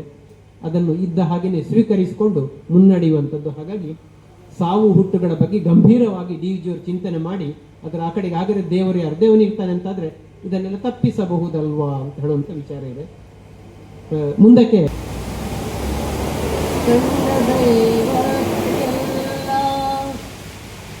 ಕಂಡ ದೈವಕ್ಕೆಲ್ಲ ಕೈಯ ಮುಗಿದೇನಹುದು, ಚಂಡ ಚತುರೋಪಾಯದಿಂದ ಏನಹುದು. ಕಂಡ ದೈವಕ್ಕೆಲ್ಲ ಕೈಯ ಮುಗಿದೇನಹುದು, ಚಂಡ ಚತುರೋಪಾಯದಿಂದ ಏನಹುದು. ತಂಡುಲದ ಇಡಿಯೊಂದು ತುಂಡು ಬಟ್ಟೆಯದೊಂದು, ಅಂಡಲೆ ತವಿದಕೇನೋ ಮಂಕುತಿಮ್ಮ. ತಂಡುಲದ ಇಡಿಯೊಂದು ತುಂಡು ಬಟ್ಟೆಯದೊಂದು, ಅಂಡಲೆ ತವಿದಕೇನೋ ಮಂಕುತಿಮ್ಮ. ಅಂಡಲೆ ತವಿದಕೇನೋ ಮಂಕುತಿಮ್ಮ. ಸರಿ, ನಾವು ಹುಟ್ಟಿ ಆಗಿದೆ, ಬದುಕು ಏನು ಆಗಿದ್ರೆ ಜೀವನದ ಅರ್ಥ ಏನು? ನಮಗೆ ಅಧ್ಯಾಪಕರಿಗೆ ಪಾಠ ಪ್ರವಚನ ಮಾಡುವಂಥದ್ದು ಬದುಕು, ವ್ಯಾಪಾರಿಗೆ ವ್ಯಾಪಾರ ಮಾಡುವಂಥದ್ದು, ಕೃಷಿಕನಿಗೆ ಕೃಷಿ ಮಾಡುವಂಥದ್ದು. ಜೀವನದ ಅರ್ಥ ವಿಭಿನ್ನವಾಗಿದೆ. ಅದನ್ನು ಡಿ ವಿ ಜಿಯವರು ಹೇಳ್ತಾರೆ, ಏನು ಜೀವನದ ಅರ್ಥ, ಏನು ಪ್ರಪಂಚ ಅರ್ಥ, ಏನು ಜೀವ ಪ್ರಪಂಚಗಳ ಸಂಬಂಧ ಅಂತ ಹೇಳ್ತಾರೆ. ಅದ್ಭುತ ಇದೆ ಅದು ಕೂಡ, ಹೌದಲ್ವ? ಬದುಕಿನ ಬಗ್ಗೆ ಕೂಡ ಗಂಭೀರವಾಗಿ ಡಿ ವಿ ಜಿಯವರು ಚಿಂತನೆ ಮಾಡಿದವರು. ಈ ಪದ್ಯವನ್ನು ಕೇಳುವಾಗ ಓದುವಾಗ ಕನಕದಾಸರ ನೆನಪಾಗುತ್ತೆ. ಎಲ್ಲರೂ ಮಾಡುವುದು ಹೊಟ್ಟೆಗಾಗಿ, ಗೇಣು ಬಟ್ಟೆಗಾಗಿ, ಅದೇ ಇರದೆ ಇಲ್ಲಿ. ಹೌದಲ್ವ? ಜೀವನದ ಉದ್ದೇಶ ಏನು? ಮತ್ತೊಂದು ಕಡೆ ಡಿ ವಿ ಜಿ ಹೇಳ್ತಾರೆ, ತಂಗಳುಣಿ ಸಾದೊಡಂ ಸಾಕೆನುವನು ಉಪವಾಸಿ, ಸಿಂಗಾರ ಸಂಗಾತಿ ಬೇಕಾ ಬಳಿಕ ಅಂತೇಳಿ. ಉಂಡವಗೆ, ಹೊಟ್ಟೆ ತುಂಬಿದವನಿಗೆ ಮೊದಲು ಹೊಟ್ಟೆ ತುಂಬಲಿಕ್ಕೆ ಬೇಕು. ಈ ಬಗ್ಗೆ ಎಲ್ಲರೂ ಬಹಳ ಮಂದಿ ತತ್ವಜ್ಞಾನಿಗಳು ಅಥವಾ ದಾರ್ಶನಿಕರು ಹೇಳಿದ್ದಿದೆ, ಸರ್ವಜ್ಞ ಕೂಡ ಹೇಳಿದ್ದಿದೆ, ಅನ್ನ ದೇವರ ಮುಂದೆ ಇನ್ನೂ ದೇವರಿಲ್ಲ ಅಂತೇಳಿ. ಹಸಿವಿನ ಹೊತ್ತಿಗೆ, ಹಸಿವಾದಾಗ ಅದು ಯಾರೇ ಎದುರಿಗೆ ಬಂದರೂ ಎಂಥ ವಿಚಾರ ಇದ್ರೂ ಕೂಡ ಸ್ವಲ್ಪ ನಾವು ಏನು ಸಿಟ್ಟು ಮಾಡಿಕೊಳ್ತೇವೆ ಹೊಟ್ಟೆ ಹಸಿವಾದಾಗ, ಮತ್ತೆ ಯಾವುದು ಬೇಡ ಅಂತೇಳಿ. ಅಂದರೆ ಅನ್ನ ಅನ್ನುವಂಥದ್ದು ಬಹಳ ಮುಖ್ಯ, ಅನ್ನ ದೇವರು ಅಂತ ಹೇಳ್ತೇವೆ. ಅದಕ್ಕೆ ಅನ್ನವನ್ನು ಪ್ರಸಾದ ಅನ್ನ ಅಂತ ಹೇಳುವಂಥದ್ದಿದೆ. ಕಂಡ ದೈವಕ್ಕೆಲ್ಲ ಕೈಯ ಮುಗಿದೇನಹುದು, ಚಂಡ ಚತುರೋಪಾಯದಿಂದಲೇನಹುದು. ಇದರಿಂದೆಲ್ಲ ಏನಾಗ್ತಿದೆ? ಚಾತುರ್ಯದಿಂದ ಅಥವಾ ಎಲ್ಲ ದೇವರಿಗೆ ಕೈ ಮುಗಿಯುವಂಥದ್ದು. ಕುವೆಂಪು ಹೇಳ್ತಾರೆ, 100 ದೇವರುಗಳನ್ನು ನೂಕಾಚೆ ದೂರ, ಭಾರತಾಂಬೆಯ ಪೂಜಿಸುವ ಭಾರ. ಅದರ ಅರ್ಥ ವಿಶೇಷ ಇದೆ. ಭಾರತಾಂಬೆ ಅಂತ ಹೇಳಿದರೆ ಬರೀ ಭಾರತ ಅನ್ನುವಂಥ ಅರ್ಥ ಅಲ್ಲ, ಅಥವಾ ಭಾರತಾಂಬೆ, ಭಾರತ ತಾಯಿ, ಭರತ ಮಾತೆ ಅನ್ನೋದಕ್ಕಿಂತ ವಿಶೇಷವಾಗಿ ಇಡೀ ಜಗತ್ತನ್ನು ಉಳಿಸಿಕೊಳ್ಬೇಕು ಅನ್ನುವಂಥದ್ದು. ಇಡೀ ಜಗತ್ತೇ ಒಂದು ಶಕ್ತಿ ಅಂತೇಳಿ, ಬೇರೆ ಬೇರೆ ನಾವು ಕಂಡುಕೊಂಡಂತಹ, ನಾವೇ ಸೃಷ್ಟಿಸಿದಂಥ ದೇವರನ್ನು ನಂಬುವುದಕ್ಕಿಂತ ಅದರಿಂದ ಕಲಹಗಳೇ ಹೆಚ್ಚು ಅಂತೇಳಿ ಇವರು ಅದನ್ನೇ ಹೇಳ್ತಾರೆ. ಕಂಡ ದೈವಕ್ಕೆಲ್ಲ ಕೈಯ ಮುಗಿದೇನಾಹುದು, ಚಂಡ ಚತುರೋಪಾಯದಿಂದ ಏನಾಹುದು, ತಂಡುಲದ ಹಿಡಿಯೊಂದು ತುಂಡು ಬಟ್ಟೆಯದೊಂದು. ಒಂದು ಮುಷ್ಟಿ ಅನ್ನ, ಒಂದು ತುಂಡು ಬಟ್ಟೆ. ತುಂಡು ಬಟ್ಟೆ ಸಾಕು ಮಾನ ಮುಚ್ಚಕ್ಕೆ, ಯಾವುದೊಂದು ಹಾಡಿನಲ್ಲಿ ಇದೆ ಅಲ್ಲ, ಚಿತ್ರಗೀತೆಯಲ್ಲಿ ಕೂಡ ಇದೆ ಅಂತ. ಯಾವ್ದು ಹೇಳಿ ಮೇಡಮ್? ಎಲ್ಲರೂ ಮಾಡುವುದು ಹೊಟ್ಟೆಗಾಗಿ, ಕನಕದಾಸರದಿದೆ. ಮತ್ತೊಂದು ಚಲನಚಿತ್ರ ಗೀತೆಯಲ್ಲಿ ಕೂಡ ಬರ್ತದೆ ಅದು. ತುಂಡು ಬಟ್ಟೆ ಸಾಕು ನನಗೆ ಮಾನ ಮುಚ್ಚೋಕೆ ಅಂತೇಳಿ, ತುತ್ತು ಅನ್ನ ಉಣ್ಣೋಕೆ, ಬೊಗಸೆ ನೀರು ಕುಡಿಯೋಕೆ. ಹಾಗಾಗಿ ಬರೀ ಒಂದು ತುಂಡು ಬಟ್ಟೆ, ಒಂದು ಹಿಡಿ ಅನ್ನಕ್ಕೋಸ್ಕರ ಇಷ್ಟೆಲ್ಲ ಹೊಯ್ದಾಟ ಮಾಡಬೇಕಾ? ಕನಕದಾಸರು ಬೇರೆ ಕಡೆ ಹೇಳ್ತಾರೆ, ತಲ್ಲಣಿಸದಿರು ಕಂಡ್ಯ ತಾಳು ಮನವೇ, ಎಲ್ಲರನ್ನೂ ಸಲಹುವನು ಇದಕ್ಕೆ ಸಂಶಯ ಬೇಡ ಅಂತ ಹೇಳಿ. ಹುಟ್ಟಿಸಿದ ದೇವರು ಸುಮ್ಮನೆ ಬಿಡೋದಿಲ್ಲ, ಅವರು ಏನೋ ಅದಕ್ಕೆ ಒಂದು ವ್ಯವಸ್ಥೆ ಮಾಡ್ತಾನೆ ಅಂತ ಹೇಳುವಂಥದ್ದು ಕೂಡ ಅದು ಅವರವರ ನಂಬಿಕೆ. ಹಾಗಾಗಿ ಆ ನಂಬಿಕೆ ಹಿನ್ನೆಲೆಯಲ್ಲಿ ಚಿಂತನೆ ನಡೆದಿದೆ, ಇಲ್ಲಿ ಕೂಡ ಅದನ್ನು ಹೇಳ್ತಾರೆ. ಹಾಗಾಗಿ ನಾವೆಲ್ಲ ಹೋರಾಟ ಮಾಡುವಂಥದ್ದು. ಇದೇ ಅರ್ಥವನ್ನು ಮತ್ತೊಂದು ಪದ್ಯದಲ್ಲಿ ಹೇಳ್ತಾರೆ ನೋಡಿ, ಬದುಕೊಂದು ಹೋರಾಟ ಅಂತೇಳಿ. ಗೌರವಿಸು ಜೀವನವ, ಗೌರವಿಸು ಚೇತನವ, ಆರದೋ ಜಗವೆಂದು ಭೇದವೆಣಿಸದಿರು, ಹೋರುವುದೇ ಜೀವನ ಸಮೃದ್ಧಿಗೋಸ್ಕರ, ದಾರಿ ಆತ್ಮೋನ್ನತಿಗೆ ಮಂಕುತಿಮ್ಮ ಅಂತೇಳಿ. ಇಲ್ಲಿ ಈ ಪದ್ಯದಲ್ಲಿ ಬಂದಿರುವಂಥ ನಾವೆಲ್ಲ ಸಿಕ್ಕಿದ ದೈವಗಳಿಗೆ, ಮನೆಯಲ್ಲಿ ಯಾರಿಗೂ ಹುಷಾರಿಲ್ಲದಾಗ, ಇವತ್ತಿಗೂ ಕೂಡ ಇದೆ, ಇವತ್ತು ವಿಜ್ಞಾನದ ಯುಗದಲ್ಲಿದ್ದೇವೆ, 21ನೇ ಶತಮಾನದಲ್ಲಿದ್ದೇವೆ, ಆದರೂ ಕೂಡ ದೈವ ದೇವರುಗಳ ಮೇಲಿನ ನಂಬಿಕೆ ಅಥವಾ ಅದಕ್ಕೆ ಹರಕೆ ಹೊತ್ತುಕೊಳ್ಳುವಂಥದ್ದು, ಭವಿಷ್ಯ ಕೇಳುವಂಥದ್ದು ಇವತ್ತಿಗೂ ನಿಂತಿಲ್ಲ ಅಲ್ವಾ? ಡಾಕ್ಟರ್ ಬಳಿಗೆ ಹೋದಾಗಲೂ ಕೂಡ ನಾವು ದೇವರಿಗೆ ಕೈ ಮುಗಿದುಕೊಂಡು ಹರಕೆ ಹೇಳಿಕೊಂಡೇ ಹೋಗುವಂಥದ್ದು. ಕೊನೆಗೆ ಫಲಿಸಿದಂತ ಆದರೆ ಅದು ದೇವರು ಒಳ್ಳೆಯದು ಮಾಡಿದ ಅಂತೇಳಿ ಅಲ್ವಾ? ಇಂಥದ್ದಿದೆ. ಹಾಗಾಗಿ ಬೇರೆ ಬೇರೆ ದೈವ ದೇವರುಗಳಿಗೆಲ್ಲ ಕೈ ಮುಗಿದೆವು. ಏನು ಇದಕ್ಕೋಸ್ಕರ ನಾವು ಕೈ ಮುಗಿಯುವಂಥದ್ದು? ಇಷ್ಟೆಲ್ಲ ಕೈ ಮುಗಿದು ಪ್ರಾರ್ಥನೆ ಮಾಡಿಯೂ ಕೂಡ ತುಂಡು ಬಟ್ಟೆಗೋಸ್ಕರ, ಹಿಡಿ ಅನ್ನಕ್ಕೋಸ್ಕರ ನಾವು ಅಂಡಲೆಯುವಂಥದ್ದು, ಹೋರಾಟ ಮಾಡುವಂಥದ್ದು ತಪ್ಪುದಿಲ್ವಲ್ಲ? ನಾನು ಒಂದು ಉದಾಹರಣೆ ನೆನಪಾಗುತ್ತೆ. ಬಹುಶಃ ನಾನು ಸೆಕೆಂಡ್ PUC ಪರೀಕ್ಷೆ ಕರೆಸ್ಪಾಂಡೆಂಟ್ ಮಾಡಿರುವಂಥದ್ದು, ಅದೆಲ್ಲ ಹಿನ್ನೆಲೆ ಬೇಡ, ಮಾಡಿ ಪಾಸಾದ ಸಂದರ್ಭದಲ್ಲಿ ಮನಸ್ಸಲ್ಲಿ ಹಿಂದೆ ಒಂದು ಭಾವನೆ ಬಂದಿತ್ತು, ನಂಬಿಕೆ. ಹಾಗೆ ಪಾಸಾದರೆ ಮಂಜುನಾಥನ ಸನ್ನಿಧಿಗೆ ಹೋಗಿ ಮುಡಿ ಅರ್ಪಿಸ್ತೇನೆ ಅಂತೇಳಿದು ಮನಸ್ಸಲ್ಲಿ ಏನು ಹರಕೆ ಹೊತ್ತುಕೊಂಡಿರಲಿಲ್ಲ. 30 ವರ್ಷಗಳ ಹಿಂದಿನ ಕಥೆ. ಹಾಗೆ ಫಸ್ಟ್ ಅಟೆಂಪ್ಟು ಕರೆಸ್ಪಾಂಡೆಂಟು ಫಸ್ಟ್ ಕ್ಲಾಸ್ ಬಂತು. ಸೀದಾ ಹೋಗಿ ಅದೇ ದಿವಸ, ರಿಸಲ್ಟ್ ಬಂದ ದಿವಸ ಹೋಗಿ ಹರಕೆ ಒಪ್ಪಿಸಿದೆ. ಅದು ನನ್ನ ಭಾವನೆ, ನನ್ನ ಆಸ್ತಿಕತೆ, ಅದು ಆ ಕಾಲದ್ದು, ಮುಖ್ಯವಾಗಿ ಹೇಳಲೇಬೇಕು. ಆ ನಂತರ ನನ್ನ ಸಂಬಂಧಿಕರಲ್ಲಿ ಒಬ್ಬ, ಅವರು ಸ್ವಲ್ಪ ಕಲಿಯೋದ್ರಲ್ಲಿ ಬಹಳ ದಡ್ಡರಿದ್ರು. SSLCಯಲ್ಲಿ 2 ಸಾರಿ 3 ಸಾರಿ ಆಯಿತು. ಕೊನೆಗೆ ಅವರು ನನಗೆ ಹೇಳೋದು, ಇರು ದೇವರಿಗೆ ಕೈ ಮುಗಿದ ಪಾಸ್ ಆಯ್ನತ್ತ ಅಂತೇಳಿ. ನಾನು ಅದಕ್ಕೆ ಅವ್ರಿಗೆ ಹೇಳುತ್ತಿದ್ದೆ, ನೀವು ಕೂಡ ದೇವರಿಗೆ ಹರಕೆ ಹೊತ್ತುಕೊಂಡು ಸುಮ್ಮನೆ ಕೂತ್ಕೊಳ್ಳಿ, ಪಾಸ್ ಆಗ್ತೀರಿ ನೋಡು ಹಾಗಿದ್ರೆ ಅಂತ. ನಮ್ಗೆ ಗೊತ್ತಿದೆ, ಮೊನ್ನೆ ಈಗಿನ ನೂತನ ಮುಖ್ಯಮಂತ್ರಿ ಹೇಳ್ತಿದ್ದು, ಪ್ರಯತ್ನ ವಿಫಲವಾದರೂ ಕೂಡ ಪ್ರಾರ್ಥನೆ ಫಲಿಸದೆ ಅಂತ ಹೇಳ್ತಾ ಕೊನೆಗೂ ಕೂಡ ಅವರ ಪ್ರಾರ್ಥನೆ ಫಲಿಸಿದೆ. ನೂತನ ಮುಖ್ಯಮಂತ್ರಿ DKಶಿ ಅವರದು. ನಾವು ಹೇಳುವಂಥದ್ದು ಪ್ರಾರ್ಥನೆ ಮತ್ತೆ ಪ್ರಯತ್ನ ಒಟ್ಟೊಟ್ಟಿಗೆ ಬೇಕು ಅಂತೇಳಿ. ಪ್ರಾರ್ಥನೆ ನಮ್ಮನ್ನು ಏಕಾಗ್ರತೆ ಕಡೆಗೆ ಕೊಂಡು ಹೋಗೋದಕ್ಕೆ, ಮನಃಶಾಂತಿಗೋಸ್ಕರ ಪ್ರಾರ್ಥನೆ ಬೇಕು. ಮನಃಶಾಂತಿ ಇದ್ದಾಗ ಪ್ರಯತ್ನಗಳು ಚೆನ್ನಾಗಿ ಅರ್ಥಪೂರ್ಣವಾಗಿ ನಡೀತವೆ. ಆವಾಗ ಸರಿಯಾದಂಥ ದಾರಿಯಲ್ಲಿ ಮುಂದೆ ಹೋಗೋದಕ್ಕೆ ಸಾಧ್ಯ ಆಗ್ತದೆ ಅಂತ ಹೇಳುವಂಥದ್ದು. ಹಾಗಾಗಿ DVG ಅವರಿಗೆ ಪ್ರಶ್ನೆ ಬರ್ತದೆ, ಭಗವಂತ ಇದ್ದಾನೆ ಅಂತ ಆದರೆ ಇಷ್ಟೆಲ್ಲ ಕಷ್ಟಪಡಬೇಕಾ ನಾವು ಅನ್ನುವಂಥ ಪ್ರಶ್ನೆಯನ್ನು ಅವರು ಎತ್ತಾರೆ ಇಲ್ಲಿ.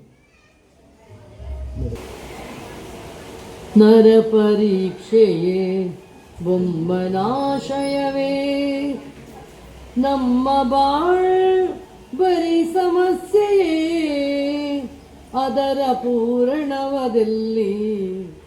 ನರ ಪರೀಕ್ಷೆಯೇ ಬೊಮ್ಮನಾಶಯವೇ, ನಮ್ಮ ಬಾಳ್ ಬರೀ ಸಮಸ್ಯೆಯೇ, ಅದರ ಪೂರಣವದು ಎಲ್ಲಿ. ಸುರಿದು ಪ್ರಶ್ನೆಗಳನ್ನು ಉತ್ತರವ ಕೊಡಬಾರದನ, ಗುರುವೆಂದು ಕರೆಯುವೆಯೋ ಮಂಕುತಿಮ್ಮ. ಸುರಿದು ಪ್ರಶ್ನೆಗಳನ್ನು ಉತ್ತರವ ಕೊಡಬಾರದನ, ಗುರುವೆಂದು ಕರೆಯುವೆಯೋ ಮಂಕುತಿಮ್ಮ. ಗುರುವೆಂದು ಕರೆಯುವೆಯೋ ಮಂಕುತಿಮ್ಮ. ಯಾರು ಗುರು ಅನ್ನುವಂಥ ಪ್ರಶ್ನೆಯನ್ನು ಎತ್ತಾರೆ. ಸಾಕಷ್ಟು ಪ್ರಶ್ನೆಗಳನ್ನು ದೇವರಿಗೆ ನಾವು ಮಾಡ್ತೇವೆ, ಆದರೆ ಉತ್ತರ ಸಿಗುವುದಿಲ್ಲ ನಮಗೆ. ಉತ್ತರ ಕೊಡದವನನ್ನು ಅವನು ಗುರು ಅಂತೇಳಿ ನಾವು ಪ್ರಶ್ನೆ ಕೇಳಲಿಕ್ಕೆ ಉತ್ತರ ಆ ಕಡೆಯಿಂದ ಬರುವುದಿಲ್ಲ, ಹಾಗಾಗಿ ಅವನು ಗುರು. ಎಂತ ಅದ್ಭುತ ಇದೆ ನೋಡಿ. ನರ ಪರೀಕ್ಷೆಯೇ ಬೊಮ್ಮನ ಆಶಯವೇ. ನಾವು ತುಂಬ ಸಂದರ್ಭದಲ್ಲಿ ಹೇಳಲಿಕ್ಕುಂಟು ಭಗವಂತ ನಮ್ಮನ್ನು ಪರೀಕ್ಷೆ ಮಾಡ್ತಾನೆ ಅಂತೇಳಿ. ಕನಕದಾಸರ ಕಥೆಯಲ್ಲಿ ಮತ್ತೆ ಬರ್ತದೆ ಅದು ನೋಡಿ. ಬಾಳೆಹಣ್ಣನ್ನು ವ್ಯಾಸರಾಯರು ಕೊಟ್ಟದ್ದು ಗುರುಗಳು, ಯಾರೂ ಕಾಣದ ಜಾಗದಲ್ಲಿ ತಿಂದು ಬನ್ನಿ ಅಂತೇಳಿ ಶಿಷ್ಯರಿಗೆ ಕೊಟ್ಟಾಗ ಎಲ್ಲರೂ ತಿಂದು ಬರ್ತಾರೆ. ಆದರೆ ಕನಕದಾಸರು ಹಾಗೇನೆ ಹಿಂದಕ್ಕೆ ತರ್ತಾರೆ. ಯಾಕೆ ತಿನ್ನಲಿಲ್ಲ ಅಂತ ಕೇಳಿದರೆ, ಯಾರೂ ಇರದ ಜಾಗ ನನಗೆ ಸಿಗಲಿಲ್ಲ ಅಂತೇಳಿ, ಭಗವಂತ ಇದ್ದ ಅಂತೇಳಿ. ಆ ನಂಬಿಕೆ ನಮ್ಮಲ್ಲಿದೆ. ಭಗವಂತ ನೋಡ್ತಾ ಇರ್ತಾನೆ. ಇವತ್ತು ಅದು ಬೇರೆ ರೂಪದಲ್ಲಿ ಬಂದಿದೆ, CC ಕ್ಯಾಮರಾಗಳು. ಇವತ್ತು ನಮ್ಮ ವೈಯಕ್ತಿಕ ಜೀವನ ಇಲ್ಲ ಅಂತ ಆಗಿದೆ. ಎಲ್ಲಿ ಹೋದ್ರೂ ಕೂಡ ಬಹಳ ಎಚ್ಚರದಿಂದ ಇರಬೇಕಾಗುತ್ತೆ. ನಮ್ಮದೆಲ್ಲವೂ ಕೂಡ ಖಾಸಗಿ ವಿಚಾರಗಳು ಕೂಡ ಪ್ರತಿಯೊಂದು ಕೂಡ ಇವತ್ತು ರೆಕಾರ್ಡ್ ಆಗಿ ಜಗಜ್ಜಾಹೀರಾಗುವಂಥ ಕಾಲದಲ್ಲಿ ನಾವಿದ್ದೇವೆ. ಇರಲಿ, ಅದು ಬೇರೆ ವಿಚಾರ. ಹಾಗಾಗಿ ನರನ ಪರೀಕ್ಷೆಯೇ ಬೊಮ್ಮನ ಆಶಯ. ಭಗವಂತನ ಆಶಯ ಎಂಥದ್ದು? ಮನುಷ್ಯರನ್ನು ಪರೀಕ್ಷೆ ಮಾಡುವಂಥದ್ದ. ನಮ್ಮ ಬರೀ ಸಮಸ್ಯೆ ಅಂತೇಳಿ, ನಮ್ಮ ಬದುಕಿಗೆ ಬರೀ ಸಮಸ್ಯೆಗಳೇನ? ಅದರ ಹೂರಣವೆಲ್ಲಿ, ಪೂರಣವೆಲ್ಲಿ? ಬದುಕಿನ ಹೂರಣ ಎಲ್ಲಿ, ಅದರ ತಿರುಳೆಲ್ಲಿ ಅನ್ನುವಂತಹ ವಿಚಾರವನ್ನು ಕೂಡ ಅವರು ಎತ್ತಾರೆ ಇಲ್ಲಿ. ಸುರಿದು ಪ್ರಶ್ನೆಗಳನ್ನು ಉತ್ತರವ ಕುಡೆ ಬಾರದನ ಗುರುವೆಂದು ಕರೆಯುವೆಯ ಅಂತೇಳಿ. ಗುರು ಯಾರು ಆಗಿದ್ರೆ? ಯಾರು ಕೂಡ ಆಗ್ಬೋದಾಗಿದ್ರೆ ಅಲ್ವಾ? ಪ್ರಶ್ನೆಗೆ ಉತ್ತರ ಕೊಡದಿದ್ರೆ ಯಾರು ಬೇಕಾದ್ರೂ ಗುರು ಆಗ್ಬೋದು. ಅದು ನಂಬಿಕೆ ಇದೆ ನಮ್ಮಲ್ಲಿ. ಪ್ರತಿ ಸಕಲ ಚರಾಚರಗಳು ಕೂಡ ದೇವರು ಅಂತೇಳಿ, ಪ್ರತಿಯೊಬ್ಬನಲ್ಲಿ ಗುರುವನ್ನು ಕಾಣಬೇಕು ಅಂತ ಹೇಳುವಂಥದ್ದು. ಆಚಾರ್ಯ ದೇವೋಭವ, ಮಾತೃದೇವೋಭವ, ಪಿತೃದೇವೋಭವ, ಅತಿಥಿ ದೇವೋಭವ, ಆಚಾರ್ಯ ದೇವೋಭವ ಅನ್ನುವಂಥ ವಿಚಾರಗಳಿದ್ದಾವೆ. ಅದರ ಜೊತೆಗೆ ಭಾರತೀಯ ಪರಿಕಲ್ಪನೆಯೊಳಗಡೆ ಸಕಲ ಚರಾಚರಗಳಲ್ಲಿ ಕೂಡ ದೇವರನ್ನು ಕಂಡಂತಹ ಒಂದು ನಾಡು ನಮ್ಮದು ಅಂತೇಳಿ, ದೇಶ ನಮ್ಮದು, 33 ಕೋಟಿ ದೇವತೆಗಳು ಪ್ರತಿಯೊಂದರಲ್ಲಿ ಕೂಡ. ಹಾಗಾಗಿ ನಮ್ಮ ಆಸ್ತಿಕತೆ ಏನು ಅಂತ ಹೇಳಿದರೆ, ಮಣ್ಣನ್ನು, ಕಲ್ಲನ್ನು, ಗಿಡ ಮರಗಳನ್ನು, ಪ್ರಾಣಿ ಪಕ್ಷಿಗಳನ್ನು ಪ್ರತಿಯೊಂದರಲ್ಲಿ ಕೂಡ ನೀವು ಯಾವುದೇ ನಮ್ಮ ದೇವರಲ್ಲಿ ನೋಡಿದ್ರು ಅಲ್ಲಿ ವಾಹನ ಅಥವಾ ಬೇರೆ ಬೇರೆ ವಿಚಾರಗಳಲ್ಲಿ ಪ್ರಾಣಿ ಪಕ್ಷಿಗಳು, ಗಿಡ ಮರಗಳು ಪ್ರತಿಯೊಂದಿದ್ದಾವೆ. ಅಂದರೆ ಪರಿಸರದ ಹಿನ್ನೆಲೆಯಲ್ಲಿ ಪ್ರಕೃತಿ ದೇವರನ್ನಂಥ ಪರಿಕಲ್ಪನೆಯನ್ನು ನಾವು ಗ್ರಹಿಸುವುದಕ್ಕೆ ಸಾಧ್ಯ ಆಗ್ತದೆ. ಈ ಹಿನ್ನೆಲೆಯಲ್ಲಿ ನೋಡುವಾಗ ಗುರುವಿನ ಬಗ್ಗೆ ಪ್ರಶ್ನೆಯನ್ನು DVG ಅವರು ಎತ್ತುವಂಥದ್ದು. ಹಾಗೆ ಗುರು ಯಾರು? ಇದು DVG ಅವರಿಗೆ ಕಾಡಿದೆ, ನಮಗೆ ಕೂಡ ಬಹುಶಃ ಕಾಡಿದರೆ ತಪ್ಪಲ್ಲ ಅಂತ ನಾನು ಅಂದುಕೊಂಡಿದ್ದೇನೆ. ಹೀಗೆ ಒಂದಷ್ಟು ಪದ್ಯಗಳು ನೇರವಾಗಿ ದೇವರ ಅಸ್ತಿತ್ವದ ಬಗ್ಗೆ ಇದ್ದರೆ, ಮುಂದಕ್ಕೆ ಸ್ವಲ್ಪ ಸಮನ್ವಯದ ಪದ್ಯಗಳು ಕೆಲವಿದ್ದಾವೆ. ಹೀಗೆ ಒಂದು 10 ಅವತರಿಸಿಹನು ಬೊಮ್ಮ ವಿಶ್ವದೇಹದೊಳೆನ್ನೆ, ಅವನ ವೇಷಗಳೇಕೆ ಮಾರ್ಪಡುತ್ತಲಿಹವು. ಅವತರಿಸಿಹನು ಬೊಮ್ಮ ವಿಶ್ವದೇಹದೊಳೆನ್ನೆ, ಅವನ ವೇಷಗಳೇಕೆ ಮಾರ್ಪಡುತ್ತಲಿಹವು. ತವ ಕಪಡನೇತಕೋ ಗುರುವ ತೋರಲು ನಮಗೆ, ತವ ಕಪಡನೇತಕೋ ಗುರುವ ತೋರಲು ನಮಗೆ, ಅವಿತುಕೊಂಡಿಹುದೇಕೋ ಮಂಕುತಿಮ್ಮ, ಅವಿತುಕೊಂಡಿಹುದೇಕೋ ಮಂಕುತಿಮ್ಮ, ಮಂಕುತಿಮ್ಮ. ಪುರಾಣಗಳಲ್ಲಿ ನಾವು ಓದಿದ್ದೇವೆ, ಕೇಳಿದ್ದೇವೆ, ದೇವರು ಸಾಕ್ಷಾತ್ಕಾರ ಆಯಿತು ದೇವರದ್ದು ಅಂತೇಳಿ. ಹರಿಶ್ಚಂದ್ರನ ಕಥೆಯಲ್ಲಿ ಕೇಳ್ತೇವೆ, ನಾವು ಪ್ರಹ್ಲಾದನ ಕಥೆಯಲ್ಲಿ ಕೇಳ್ತೇವೆ. ಹೀಗೆ ಬೇರೆ ಬೇರೆ ಸಂದರ್ಭದಲ್ಲಿ ದೇವರು ಪ್ರತ್ಯಕ್ಷ ಆಗುವಂಥದ್ದನ್ನು ಗಮನಿಸಿದ್ದೇವೆ. ದೇವರ ಏನು ವರಕ್ಕೋಸ್ಕರ ಅಥವಾ ಆಶೀರ್ವಾದಕ್ಕೋಸ್ಕರ ತಪಸ್ಸು, ಘೋರವಾದಂಥ ತಪಸ್ಸು ಮಾಡಿದಂಥ ವಿಚಾರಗಳು ಕೂಡ ಪುರಾಣಗಳೆಲ್ಲ ಬಂದದ್ದಿದೆ. ಆದರೆ ಈ ಕಾಲದಲ್ಲಿ ದೇವರು ಎಲ್ಲಿ ಯಾರಿಗೂ ಕಾಣಿಸಿಕೊಳ್ತಾ ಇಲ್ಲ. ಯಾಕೆ ಅಡಗಿಕೊಂಡಿದ್ದಾನೆ ಅಂತ ಕೇಳ್ತಾರೆ. ಅವತರಿಸಿಹನು ಬೊಮ್ಮ ವಿಶ್ವ ದೇಹದೊಳು ಎನ್ನೆ. ಇಡೀ ವಿಶ್ವದಲ್ಲಿ ಭಗವಂತ ಆವರಿಸಿಕೊಂಡಿದ್ದಾನೆ ಅಂತ ಆದರೆ ಅವನ ರೂಪಗಳು ಯಾಕೆ ಬೇರೆ ಬೇರೆ ಆಗ್ತವೆ ಅನ್ನುವಂಥ ಪ್ರಶ್ನೆ ಎತ್ತಾರೆ. ಹೌದಲ್ವಾ? ನಾವು ಹಿಂದೂಗಳಲ್ಲಿ ಕೂಡ ಸಾಕಷ್ಟು ಬೇರೆ ಬೇರೆ ದೇವರುಗಳ ಉಲ್ಲೇಖಗಳಿದ್ದಾವೆ. ವೈದಿಕ ಹಿನ್ನೆಲೆ ನೋಡಿದಾಗ ವಿಷ್ಣು, ಅಥವಾ ಶೈವ ಹಿನ್ನೆಲೆ ನೋಡುವಾಗ ಶಿವ, ಹೀಗೆ ಬೇರೆ ಬೇರೆ ನೆಲೆ ಇದ್ದಾವೆ. ಅದರಲ್ಲಿ ಕೂಡ ಮತ್ತೆ ಶಕ್ತಿ ದೇವತೆಗಳು, ಹೀಗೆ ಅನೇಕ ದೇವರುಗಳ ಪ್ರಸ್ತಾಪ ನಮ್ಮಲ್ಲಿ ಇದೆ. ಯಾಕೆ ಹೀಗೆ? ಅಥವಾ ಇದನ್ನು ಇನ್ನೂ ವಿಶ್ಲೇಷಣೆ ಮಾಡ್ತಾ ಹೋದಾಗ ನಮ್ಮ ಹಿರಿಯರ ಕಾಲದಲ್ಲಿ ಈ ರೀತಿಯ ಮೂರ್ತಿ ಪೂಜೆಗಳಿತ್ತ, ಈ ರೀತಿಯ ಶ್ರದ್ಧಾ ಕೇಂದ್ರಗಳಿತ್ತ ಅಂತ ಹೇಳುವಾಗ ಇಲ್ಲ, ಉಲ್ಲೇಖಗಳೇ ಸಿಗ್ತಾ ಇಲ್ಲ ನಮಗೆ. ಜನಪದದಲ್ಲಿ ನೋಡಿದರೆ ಎಲ್ಲಿಯೂ ಕೂಡ ಜನಪದ ಸಾಹಿತ್ಯ ಅಥವಾ ಜನಪದ ಜಗತ್ತಿಗೆ ಹೋದಾಗ ಯಾವ ವಿಚಾರನೂ ಕೂಡ ಇಲ್ಲ. ನಮ್ಮ ತುಳುನಾಡಿನ ಆಚರಣೆಗಳಲ್ಲಿ ನೋಡಿದಾಗಲೂ ಕೂಡ ನಮಗೆ ಪಗ್ಗು ತಿಂಗಳ ಆರಂಭದ ದಿವಸ ಬಿಸು ಅಂತೇಳಿ, ನಾವು ತುಳುವರು ಇದ್ದೇವೆ, ನಮ್ಗೆ ಗೊತ್ತಿದೆ. ಬಿಸು ಆಚರಣೆಯಲ್ಲಿ ಯಾವ ದೇವರ ವಿಚಾರಣೆ ಇಲ್ಲ, ಅಲ್ಲಿರುವಂಥ ಪ್ರಕೃತಿ ಪೂಜೆ, ಕೃಷಿ ಮತ್ತು ಪ್ರಕೃತಿ. ಬಿಸು ನಂತರ ಪತ್ತನಾಜೆ ಬಂದರೆ ಅಲ್ಲಿ ಕೂಡ ದೈವದ ಉಲ್ಲೇಖ ಇದೆ, ಬಿಟ್ಟರೆ ದೇವರ ಉಲ್ಲೇಖ ಇಲ್ಲ. ಆಟಿ ಅಮಾವಾಸ್ಯೆ ಇರ್ಬೋದು, ಅಥವಾ ತೆನೆ ಹಬ್ಬ ಇರ್ಬೋದು, ದೀಪಾವಳಿ ಹಬ್ಬ ಇರ್ಬೋದು, ಇಲ್ಲಿ ಎಲ್ಲಿಯೂ ಕೂಡ ಕೆಡ್ಡಾಸ ಇರ್ಬೋದು, ಯಾವ ಆಚರಣೆ ತಗೊಂಡ್ರು ಕೂಡ ಯಾವ ವಿಷ್ಣು, ಶಿವ, ಮತ್ತೊಂದು ಗಣಪತಿ, ಯಾವ ಉಲ್ಲೇಖಗಳೇ ಇಲ್ಲ. ಹಾಗಾದರೆ ಆದಿಯಲ್ಲಿ ಏನು ಮಾಡ್ತಾ ಇದ್ರು? ಆದಿಯಲ್ಲಿ ಇದ್ದದ್ದೇ ಈ ರೀತಿಯ ಪ್ರಕೃತಿಯ ವೈಶಿಷ್ಟ್ಯಗಳನ್ನು, ವಿಚಿತ್ರಗಳನ್ನು ಕಂಡು ನಮಿಸ್ತಾ ಬಂದದ್ದು ಅಂತ ಆಗಲೇ ಪ್ರಸ್ತಾಪ ಮಾಡಿ ಆಗಿದೆ. ಗುಡುಗು ಮಿಂಚನ್ನು ನೋಡಿ ಭಯದಿಂದ, ಭಕ್ತಿಯಿಂದ ನಮಿಸ್ತಾ ಬಂದರು ದೇವರು ಅಂತ ಹೇಳುವಂಥದ್ದು. ಹಾಗಾಗಿ ಬರ್ತಾ ಬರ್ತಾ ಕಾಲ ಬದಲಾದಂತೆ ಈ ಹಂತಕ್ಕೆ ಇವತ್ತು ಬಂದಿದ್ದೇವೆ ನಾವು. ಇಲ್ಲಿ ಕೂಡ ಅನೇಕ ದೇವರುಗಳು, ಅದರಲ್ಲಿ ಕೂಡ ಧರ್ಮದ ಹಿನ್ನೆಲೆಯಲ್ಲಿ ನೋಡುವಾಗ, ಮತಗಳ ಹಿನ್ನೆಲೆಯಲ್ಲಿ ನೋಡುವಾಗ ಕ್ರಿಶ್ಚಿಯನ್ರಿಗೆ, ಕ್ರೈಸ್ತ ಧರ್ಮೀಯರಿಗೆ ಯೇಸು, ಮುಸಲ್ಮಾನರಿಗೆ ಅಲ್ಲಾಹ್, ಹಿಂದೂಗಳಿಗೆ ಬೇರೆ ಬೇರೆ, ಈ ರೀತಿಯಲ್ಲಿ ಬೇರೆ ಬೇರೆ ಧರ್ಮದಲ್ಲಿ ಬೇರೆ ಬೇರೆ ದೇವರ ಹೆಸರುಗಳಿದ್ದಾವೆ. ಆದರೆ ನಾಮ ಹಲವು, ದೇವರೊಬ್ಬನೇ ಅಂತೇಳಿ. ಶಕ್ತಿ ಆದಿಮಾಯ ಅಥವಾ ಆದಿಶಕ್ತಿ ಒಂದೇ ಅಂತ ಹೇಳುವಂಥದ್ದನ್ನು ಅರ್ಥ ಮಾಡಿಕೊಂಡ್ರೆ ಸಮಸ್ಯೆಗಳಿಲ್ಲ. ಅರ್ಥ ಮಾಡಿಕೊಳ್ಳೋದಕ್ಕೋಸ್ಕರ ಇಂಥದ್ದೆಲ್ಲ ಆಗ್ಬೇಕಾಗ್ತದೆ, ಚಿಂತನ ಮಂಥನಗಳು ಅಲ್ವಾ. ಆ ಹಿನ್ನೆಲೆಯಲ್ಲಿ ಯಾಕೆ ಭಗವಂತ ಇದ್ದಾನೆ ಅಂತ ಆದರೆ ಅವನ ಈ ರೀತಿಯ ಬೇರೆ ಬೇರೆ ರೂಪಗಳು ಯಾಕೆ, ವೇಷಗಳು ಯಾಕೆ ಅಡಗಿ ಕುಳಿತಿದ್ದಾನೆ ಅಂತ ಪ್ರಶ್ನೆಯನ್ನು ಮಾಡ್ತೇನೆ. ಒಮ್ಮೆ ಕಾಣಿಸಿಕೊಳ್ಳಬಹುದಲ್ವಾ? ಇಷ್ಟು ಭಕ್ತರಿದ್ದಾರೆ, ಕೋಟಿ ಕೋಟಿ ಸಂಖ್ಯೆಯ ಭಕ್ತರಿದ್ದಾರೆ, ಪ್ರಾರ್ಥನೆ ಮಾಡ್ತಾರೆ, ತ್ರಿಕಾಲ ಪೂಜೆ ನಡೀತಿದೆ, ಎಲ್ಲವೂ ನಡೀತಿದೆ. ಅಂದ ಮೇಲೆ ಒಬ್ಬನಿಗಾದರೂ ಕಾಣಿಸಿಕೊಳ್ಳಬಹುದಲ್ವಂತ ಪ್ರಶ್ನೆಯನ್ನು DVGR ಎತ್ತುವಂಥದ್ದು. ಇದು ಬಹುಶಃ ನಮಿಗೂ ಕೂಡ, ನಾವು ಇವತ್ತು ಬೇರೆ ಬೇರೆ ಬೇರೆ ರೀತಿ ನಮ್ಮದೇ ಆದಂಥ ಒಂದು ನೆಲೆಯಲ್ಲಿ ವ್ಯಾಖ್ಯಾನ ಮಾಡ್ತೇವೆ. ದೇವರು ಈ ಕಾಲದಲ್ಲಿ ಕಾಣಿಸಿಕೊಳ್ಳೋದಿಲ್ಲ, ನಾವು ಎಲ್ಲರೂ ಸಾಮೂಹಿಕವಾಗಿ ಪ್ರಾರ್ಥನೆ ಮಾಡಿಕೊಂಡಾಗ ದೇವರು ಒಲಿತಾನೆ ಅಂತ ಹೇಳೋದು. ಖಂಡಿತ ಈ ಥರದ ನಂಬಿಕೆಗಳು ಬೇಕು, ಅಂದರೆ ಸಾಮಾಜಿಕ ಸ್ವಾಸ್ಥ್ಯಕ್ಕೋಸ್ಕರ, ಧಾರ್ಮಿಕ ಚಿಂತನೆಗೋಸ್ಕರ ಅಲ್ವಾ. ಆ ಹಿನ್ನೆಲೆಯಲ್ಲಿ ಈ ರೀತಿಯ ಚಿಂತನೆಯನ್ನು ದಾರ್ಶನಿಕ ಕವಿಯಾದಂಥ DVGR, ಬಹುಶಃ ನೀವು ಯೋಚನೆ ಮಾಡಬೇಕು, ಅವರು ಬದುಕಿನ ಉದ್ದಕ್ಕ 945 ಪದ್ಯಗಳನ್ನು ಓದುವಾಗ ಇವರು ಕೂತ್ಕೊಂಡು ಇದನ್ನೇ ಯೋಚನೆ ಮಾಡಿದ್ದು ಅಂತೇಳಿ, ಬೇರೆ ಇಂಥದ್ದು ಮಾಡಲಿಲ್ಲ ಅಂತ ಅನ್ನಿಸ್ತದೆ. ಹಾಗಂತೇಳಿ ಕೆಲಸ ಮಾಡುವಾಗ ಯೋಚನೆಗಳು ಇಂಥದ್ದು ಬಂದೇ ಬರ್ತವೆ ಸಹಜವಾಗಿ. ಆ ರೀತಿಯ ಬದುಕು ನಿರ್ವಹಿಸ್ತಿರುವಾಗಲೇ ಸಾಕಷ್ಟು ಉದಾಹರಣೆಗಳನ್ನ ಇಟ್ಟುಕೊಂಡೇ ಅವರು ಈ ಆಧ್ಯಾತ್ಮ ಮತ್ತೆ ನಮ್ಮ ಲೌಕಿಕದ ಬಗೆಗಿನ ಚಿಂತನೆಗಳನ್ನು ಮಾಡಿರುವಂಥದ್ದು ಕಗ್ಗದಲ್ಲಿ ಅದ್ಭುತವಾಗಿ. ಹಾಗಾಗಿ ಶ್ರೀಕೃಷ್ಣ ಭಗವಂತ ಭಗವದ್ಗೀತೆಯಲ್ಲಿ ಅರ್ಜುನನಿಗೆ ಏನು ಉಪದೇಶ ಮಾಡಿದಲ್ಲ, ಅದರ ಸಾರವಾಗಿ ಬಹುಶಃ ಇಲ್ಲಿ ಕನ್ನಡದ ಭಗವದ್ಗೀತೆಯಾಗಿ ಇದು ಕಾಣಿಸಿಕೊಂಡಿರುವಂಥದ್ದು ಅಂತೇಳಿ. ಒಗಟೆಯೇನೇ ಸೃಷ್ಟಿ ಬಾಳಿನ ಅರ್ಥವದೇನು, ಒಗಟೆಯೇನಿ ಸೃಷ್ಟಿ ಬಾಳಿನ ಅರ್ಥವದೇನು, ಬಗೆದು ಬಿಡಿಸುವರಾರು ಸೋಜಿಗವನಿದನು.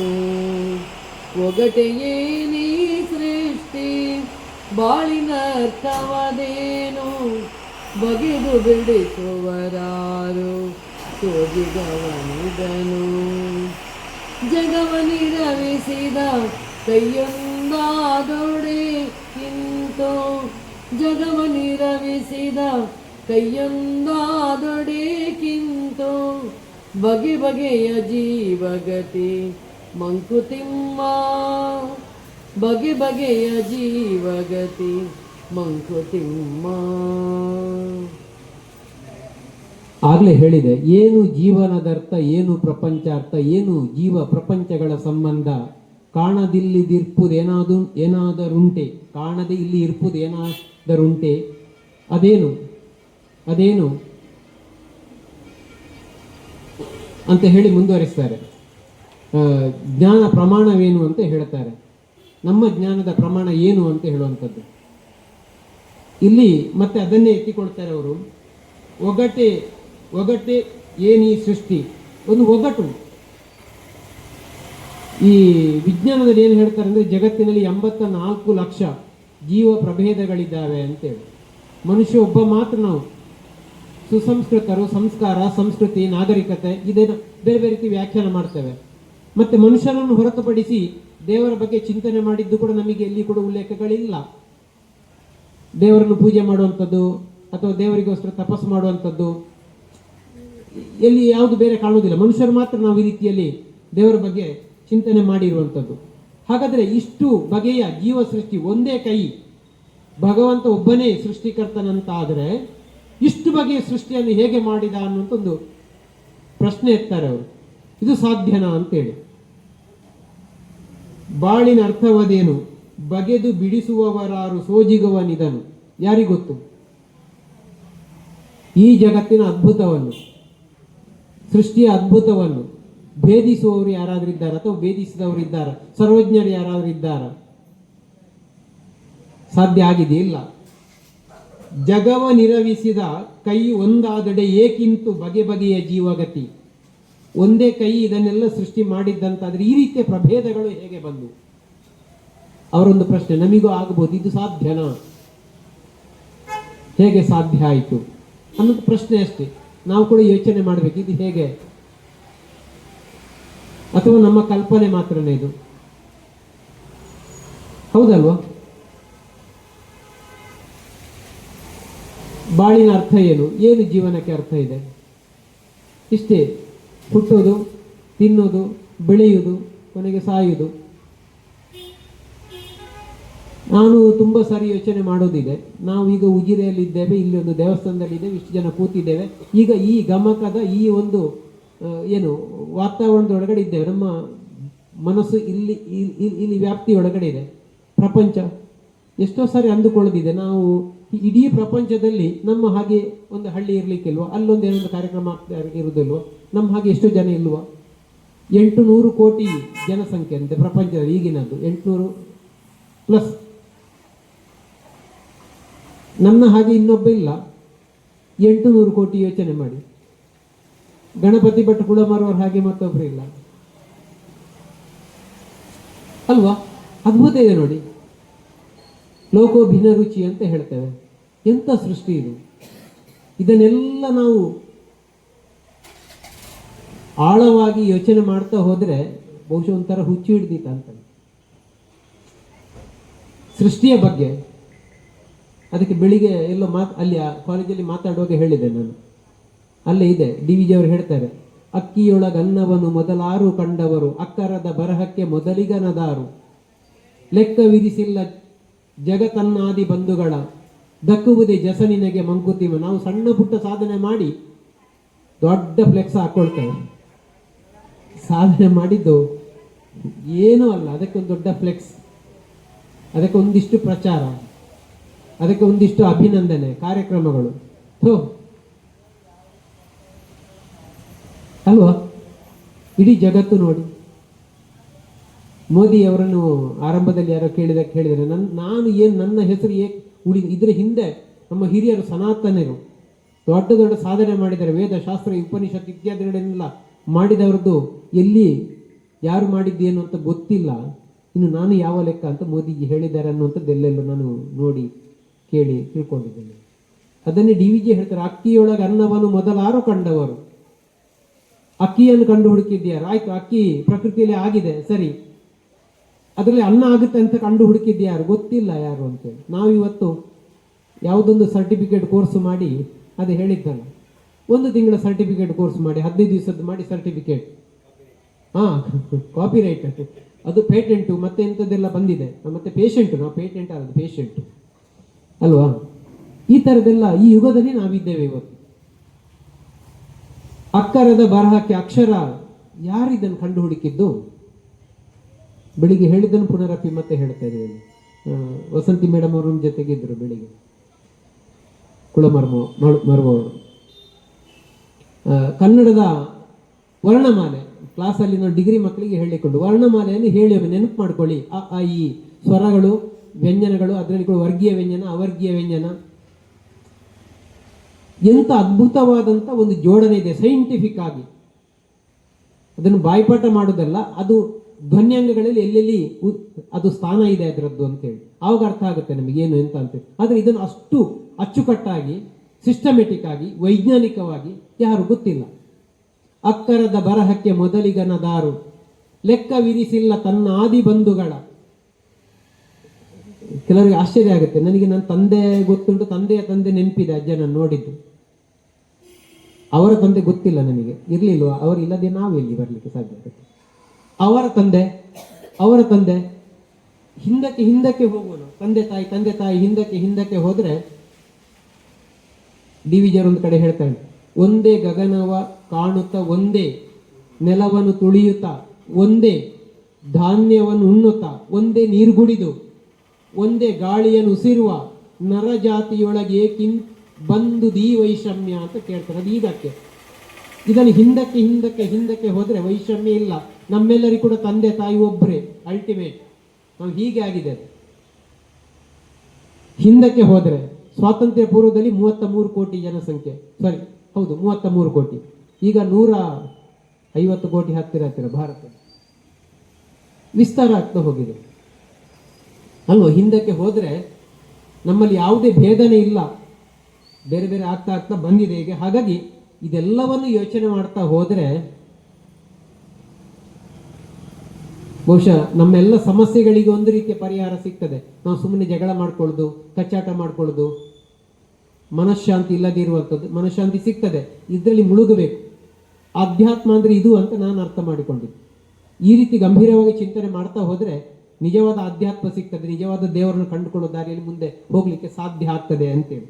ಏನಿರಲಿ, ಇಂತಹ ಬಗೆಯ ಜೀವ ಸೃಷ್ಟಿಯ ಒಂದೇ ಕೈ ಭಗವಂತ ಆದ್ರೆ ಹೇಗೆ ಸಾಧ್ಯ ಆಗಿದೆ ಅನ್ನುವಂಥ ಪ್ರಶ್ನೆ ಡಿ ವಿ ಜಿ ಅವರು ಎತ್ತುವಂಥದ್ದು. ಉದರ ದೈವಕ್ಕೆ ಜಗದೊಳೆದುರು ದೈವವದಲ್ಲಿ ಮೊದಲದರ ಪೂಜೆ ಮಿಕ್ಕೆಲ್ಲವದರಿಂದ. ಉದರ ದೈವಕ್ಕೆ ಜಗದೊಳೆದುರು ದೈವವದಲ್ಲಿ ಮೊದಲದರ ಪೂಜೆ ಮಿಕ್ಕೆಲ್ಲವದರಿಂದ. ಮದಿಸುವುದಾದರಿಸೆ ಕುದಿಯುವುದು ನಿರಾಕರಿಸೆ, ಮದಿಸುವುದಾದರಿಸೆ ಕುದಿಯುವುದು ನಿರಾಕರಿಸೆ, ಹದದೊಳಿರಿಸುವುದೆಂತೋ ಮಂಕುತಿಮ್ಮ, ಹದದೊಳಿರಿಸುವುದೆಂತೋ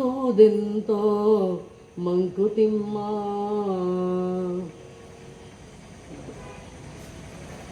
ಉದರ ದೈವಕ್ಕೆ ಎದುರು ಬೇರೆ ಯಾವುದು ಅಂತ ಹೇಳಿ ಹೊಟ್ಟೆ ಆಗ್ಲೇ ಪ್ರಸ್ತಾಪ ಮಾಡಿದ್ದೆ. ಸರ್ವಜ್ಞ ಕವಿ ಕೂಡ ಹೇಳುವಂಥದ್ದು ಇದನ್ನೇ, ಅನ್ನ ದೇವರ ಮುಂದೆ ಇನ್ನು ದೇವರು ಇಲ್ಲ ಅಂತೇಳಿ.